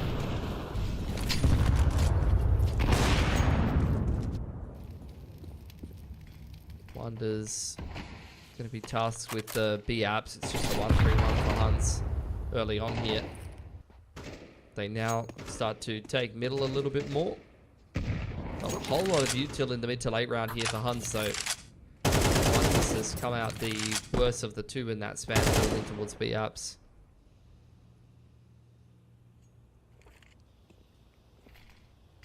There's the second wave of util into middle. Smoke onto window and con to limit the vision, but Zerolti not quite patient enough. Gets plucked on the timing, and now Huns a man down without a whole lot of util to actually even convert this mid to late round. Yeah, just nothing really coming together for the Huns at the moment. Rashaf gonna watch the window boost, but it'll be Spine to make sure that he's not even required. It's crazy, man. Sometimes Bromo just looks so, look impossible to play, and then sometimes it just looks like they're tripping over themselves. Nice timing on the Molotov toward the B side of the map as well. Wonders is not going to be allowed entry through apps just yet. I mean, there will be enough time for Huns to try and make something happen here, but Molly into Van is going to give away the plant pretty early on in the piece. It's not going to ding anyone out.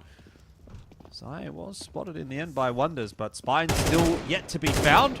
He's going to hear all that stomping. Bomb yet to be planted with 9 seconds left to go. This is looking very dire indeed. Cobra Zero has not been able to clear it out, and great coverage on that side from Bromo. 6-0 the lead now.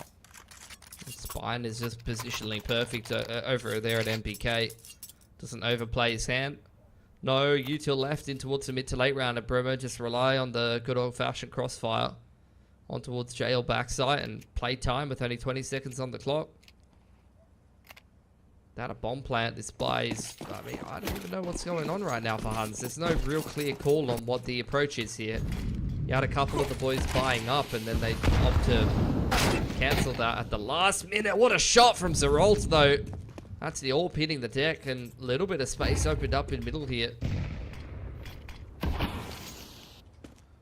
This is going to be enough to make a difference. So far, it hasn't really looked like the Huns are going to be able to find their inroads, but cheeky round like this one could be just what the doctor ordered. They a couple of quick picks, and Miami, luckily, watching CT, is going to be able to save his mate Brashaf. So Bromo, again, negotiating the treacherous waters pretty nicely. Cobra's had a great series so far, but really had no impact here on Mirage, and he might be a special agent before we know it.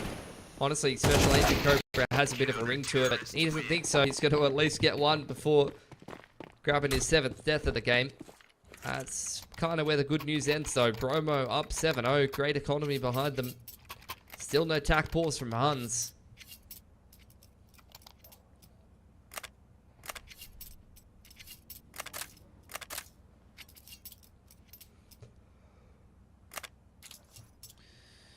Yeah, 7-0.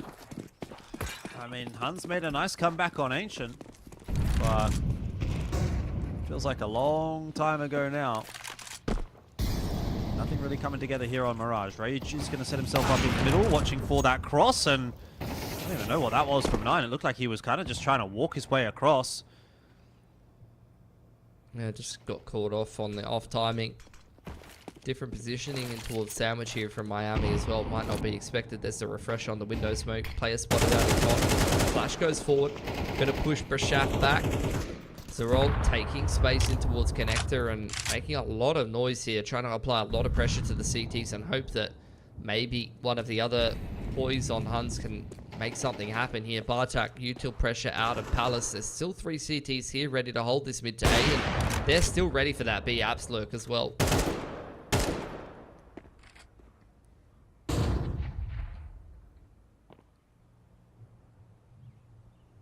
Bartak is try and jostle for some positioning out through Palace, and that's not going to work out for him at all. Miami makes short work of Cobra Zero. And it's business as usual, really, here for Mirage so far. It's going to be 8-0, so we're now getting past the point of no return almost. Certainly past the point that we saw the Huns come back from on Ancient. This is now kind of getting out of hand. Yeah, Bromo looking a lot more well drilled on this map. They had an absolute shocker of a half on Inferno. And actually, I think Bromo today have been very inconsistent half to half in general. Had some very one-sided halves and then had some very shocking halves as well. What is going on with the buy of Huns yet again here? Some players forcing, some players half buying. A little bit of util pressure in towards middle. Zerolti trying to make something happen. Rage trying to catch him on the cross with the HE nade blowing open the mid-window smoke. But as that elapses, Zerolti going to charge up short in combination with the B execute coming out. The counter util coming out from the CTs, but they were not ready for that fast play up short from Zerolt. He might have made the difference here. Oh, Rage unable to land that shot. Does kind of give Huns their inroad into the round. Money's fantastic for Bromo, but there just doesn't really seem to be much of a way into this round, so I'm sure that they're going to really be going for it. Huns is on for the Huns, and 9 collects a couple. Finally, the Huns have a round, but it is an uphill battle to get any more than that, because there is still heaps of cash for Bromo to play with. I mean, this is how they started to turn around the game on Ancient, to be fair. A little bit of a half-buy win right at the end of the first half after getting absolutely pummeled by Bromo. And then they scraped a couple together towards the end of things. They can keep their head in the game and line themselves up for a similar trajectory. Smoke to the window, flash up onto the line. Huns takes a mid-control, not too much presence. Over towards A, they're once again going for this short split. What a shot from Rage, blowing open the smoke. The off angle from Spine is perfect as well. 9. Trying to do what he can. What he can is really not required at this point. Cobra's getting that job done until he gets plucked away by Rage. And 9's found out as well. So it was a little brief moment of hope for the Huns. That one round that they got, but the silver lining to the very dark cloud doesn't actually seem to exist. It is just apparently a very dark cloud. Yeah, Wonders doing whatever he can, waiting for someone on Bromo to feed him a kill, maybe make a bit of a mistake. Bombs dropped in big apartments though, so gonna need to do something a little bit more inspiring than this to get back into things. Makes his way back into ladder room. Spine's been posting up for eons right now, just waiting for this last player. Some good discipline being shown by Bromo in some of these situations when their numbers up.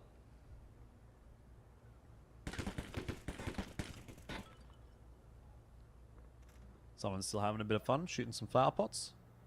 I think he's spamming through the kitchen wall from Van there, Miami. Yeah, yeah.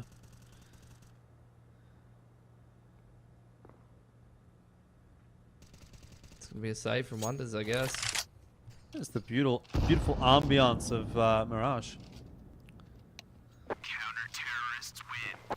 There you go. Nice defense from Spine and Rage there.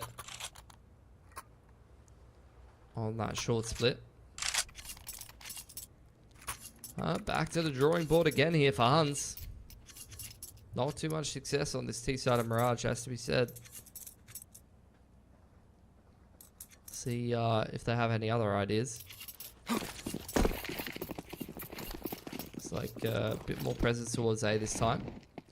Once again, mid-smokes come out. Rage is in the pole position to make something happen. Miami underneath balcony. Thrasher pushed off the line in middle.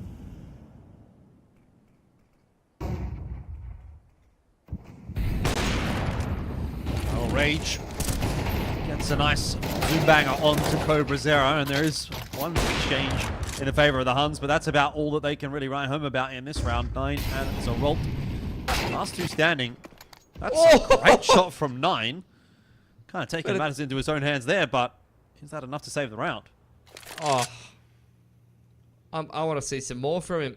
Pushing towards Palace, though, is probably going to safeguard this round. Especially with the smoke up in Palace, you're not really expecting the reposition from Miami there, and it's now not a position the CTs have to worry about. Rotation through Murder Hole here from Zai. Zerolt on the lurk. They know that there was util earlier on middle, so they know that a T could be hanging around in this position, trying to look for a lurk timing. You could have sworn that Zerolt had seen the shoulder of Spine there, the elbow of Spine, but apparently not. It's going to have to be 9 to ace to win this round for Huns. That's what I thought. But, yeah, seems he didn't. And 9 hit one great shot on this round, but any more than that is wishful thinking at this point in time. 25 seconds left on the clock. Like you said, the position for Palace, even if he gets these two, the connector and the jump player, seems to be anticipating a player in Palace. Maybe a footstep was made. But either way, how do you win this round from here? Little peek there from Zai. Gonna try and tap the bomb plant again. Try and draw out the peak. Definitely get the bomb plant, but problem is, if Miami swings at a timing like that, there's just nothing he can do when he's standing up from planting the bomb. So, well done from Bromo as they go 10 to 1 for the half now. Yeah, this is just domination again. Huns just completely going missing.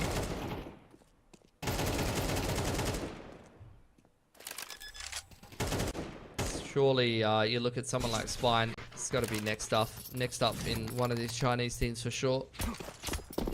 He was left behind in this new happy team. while some of the other boys got picked up.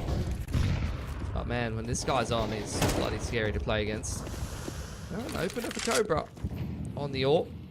A lot of pressure out A ramp as well. Miami seems like he's aware of it. Might have heard a footstep, but Nine is very switched on right now.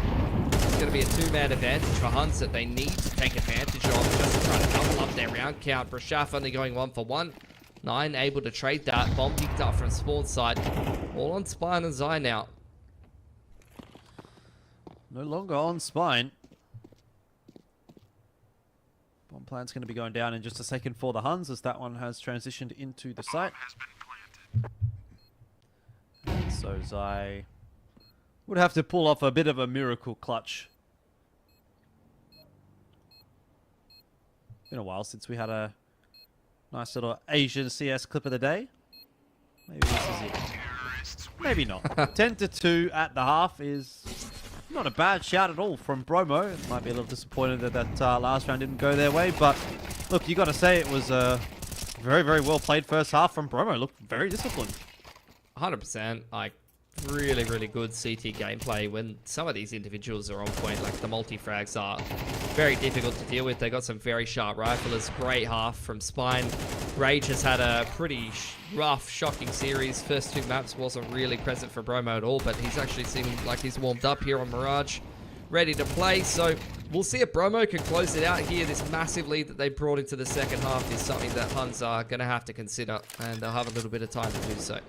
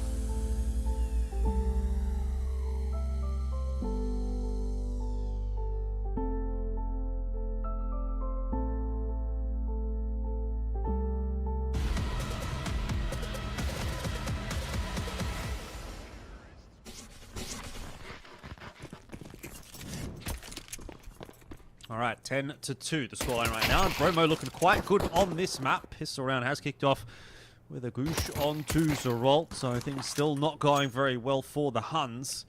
Zeralt's basically been forced out of window. Already some map control being established by Bromo. Yeah, every single peek is cop damage for it. Just 2 grenades here on Spine outside of A, so it's probably going to be a jungle smoke and a flash up over the top, and you're going to get a bunch of T's scaling up through connector here.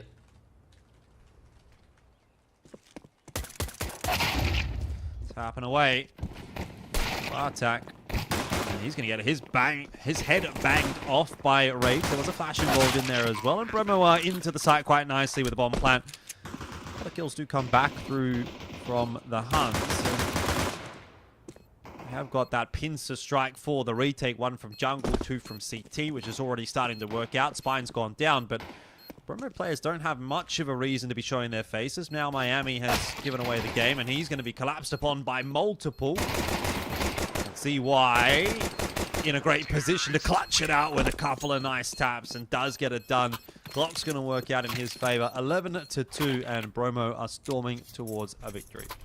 Yeah, it's a death sentence for Huns here. Especially CT side of Mirage. It's never the situation where you want to buy in round 2. On this map in particular.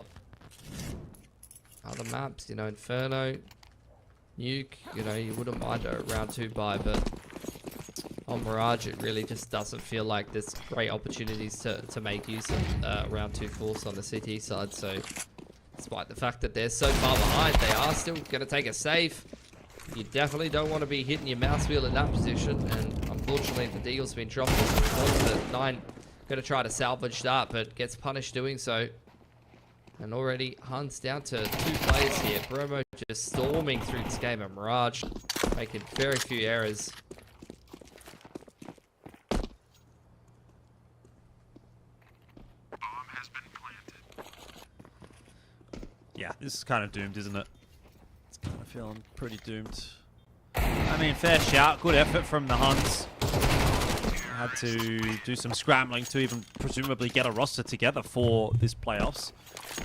After a couple of their members just dipped out, but has not gone well here on Mirage, and this is looking like it might end up being a 13-2 for Bromo, which, yeah, it was a bit of a dampener on the end of the series, honestly, because the first 2 maps were, well, first map was definitely competitive, second map was not too competitive, but at least it was Huns coming back into the series, so there was something there, and map 3's kind of just sort of fallen flat a little bit. Yeah, 100%. Swine's going to have a pretty insane rating after this series. Bromo preparing themselves for an A execute. Smoke goes up into Palace. Might slow them down a little bit, but 9, not a couple key pieces of util that could potentially break up this execute. He gets a roll floating across towards connector side as well. That's a lot of riflers in position to be able to make this execute more difficult for Bromo.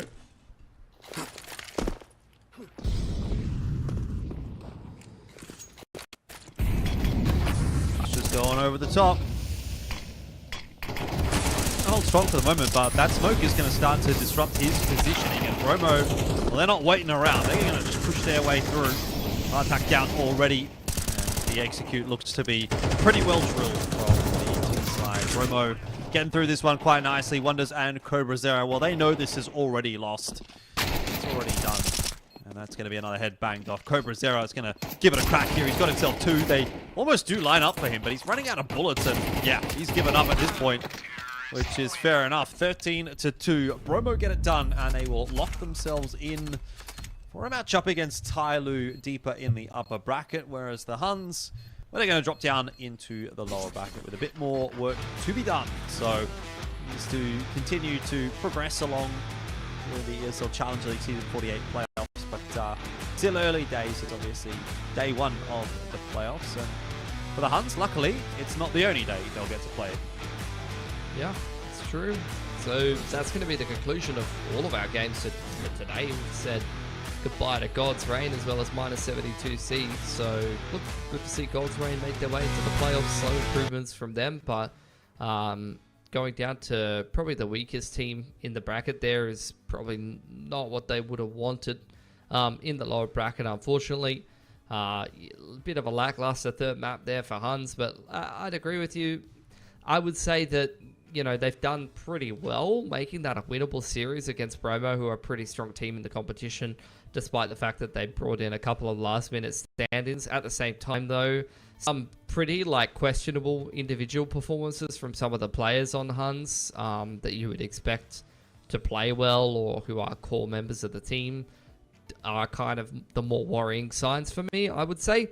Good to see Bromo. Like, when they're on, man. So they can be real scary. And I think that Mirage game is a perfect example of that. And then I think IHC is the biggest question mark of the night for me.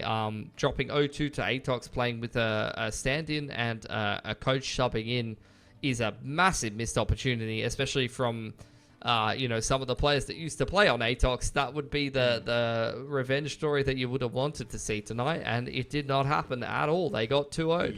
Yeah. I think that kind of throws a lot in the face of that conversation around IHC maybe rising up to take Atox's spot away from them as the number 2 seed in Mongolia, which certainly doesn't seem to be the case anymore. But we'll take a quick look back at Zeralt stats again, and I don't even know if I want to see this at this point in time. 8 and 13 for that final map. Look, I guess considering it was such a one-sided map, maybe 8 and 13 isn't even that bad. From him. I think there's probably a couple of other guys that had it even worse for that one. But yeah, as far as first outings for him are concerned, maybe not exactly what he was looking for. So overall stats, yeah, leave it a bit to be desired. But again, not awful, just nothing really too fantastic either. So Huns will hopefully have a bit of a better time going down into that lower bracket, maybe face some easier competition. Have a look and see, who are they going to play against? I assume say GG team would probably be the team that they'll play. No, they're going to play GR. GR, yeah, they'd play GR. All right, well, we'll take a look at the updated bracket here anyway, and maybe that will show us what exactly we are talking about. So you guys can have a bit of a bit more of a look at what things are looking like here with regard to day 1, and all of the matches are now done.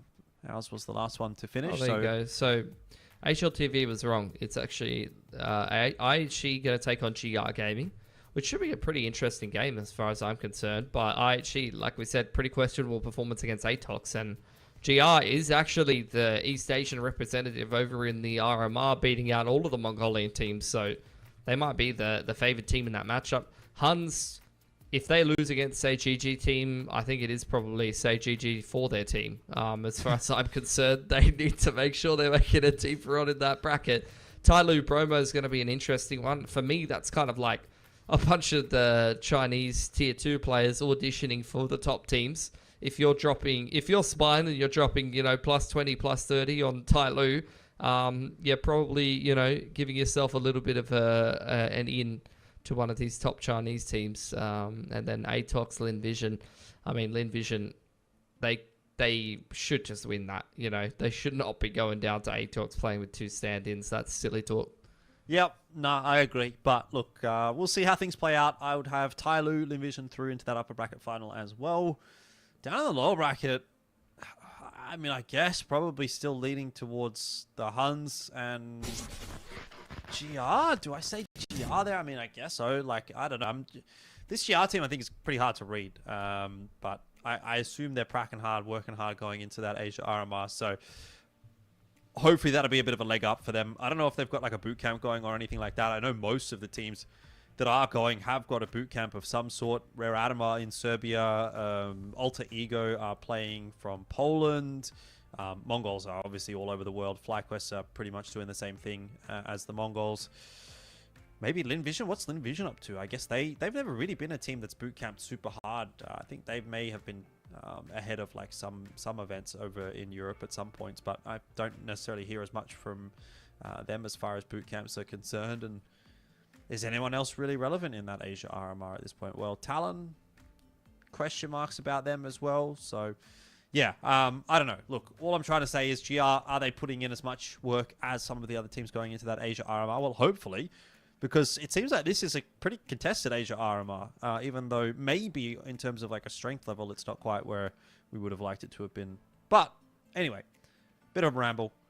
It's time for bed. It's been a long day here for ESL Challenger League Season 48. But we've got more playoffs coming for you again tomorrow. Same time, same place. So we'll be seeing you there. And until then, hope you have a good night. See you later.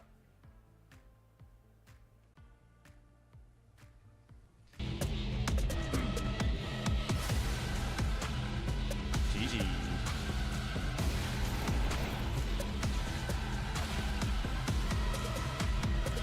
Oh, these guys don't speak English, I don't think. Well, Huns maybe, but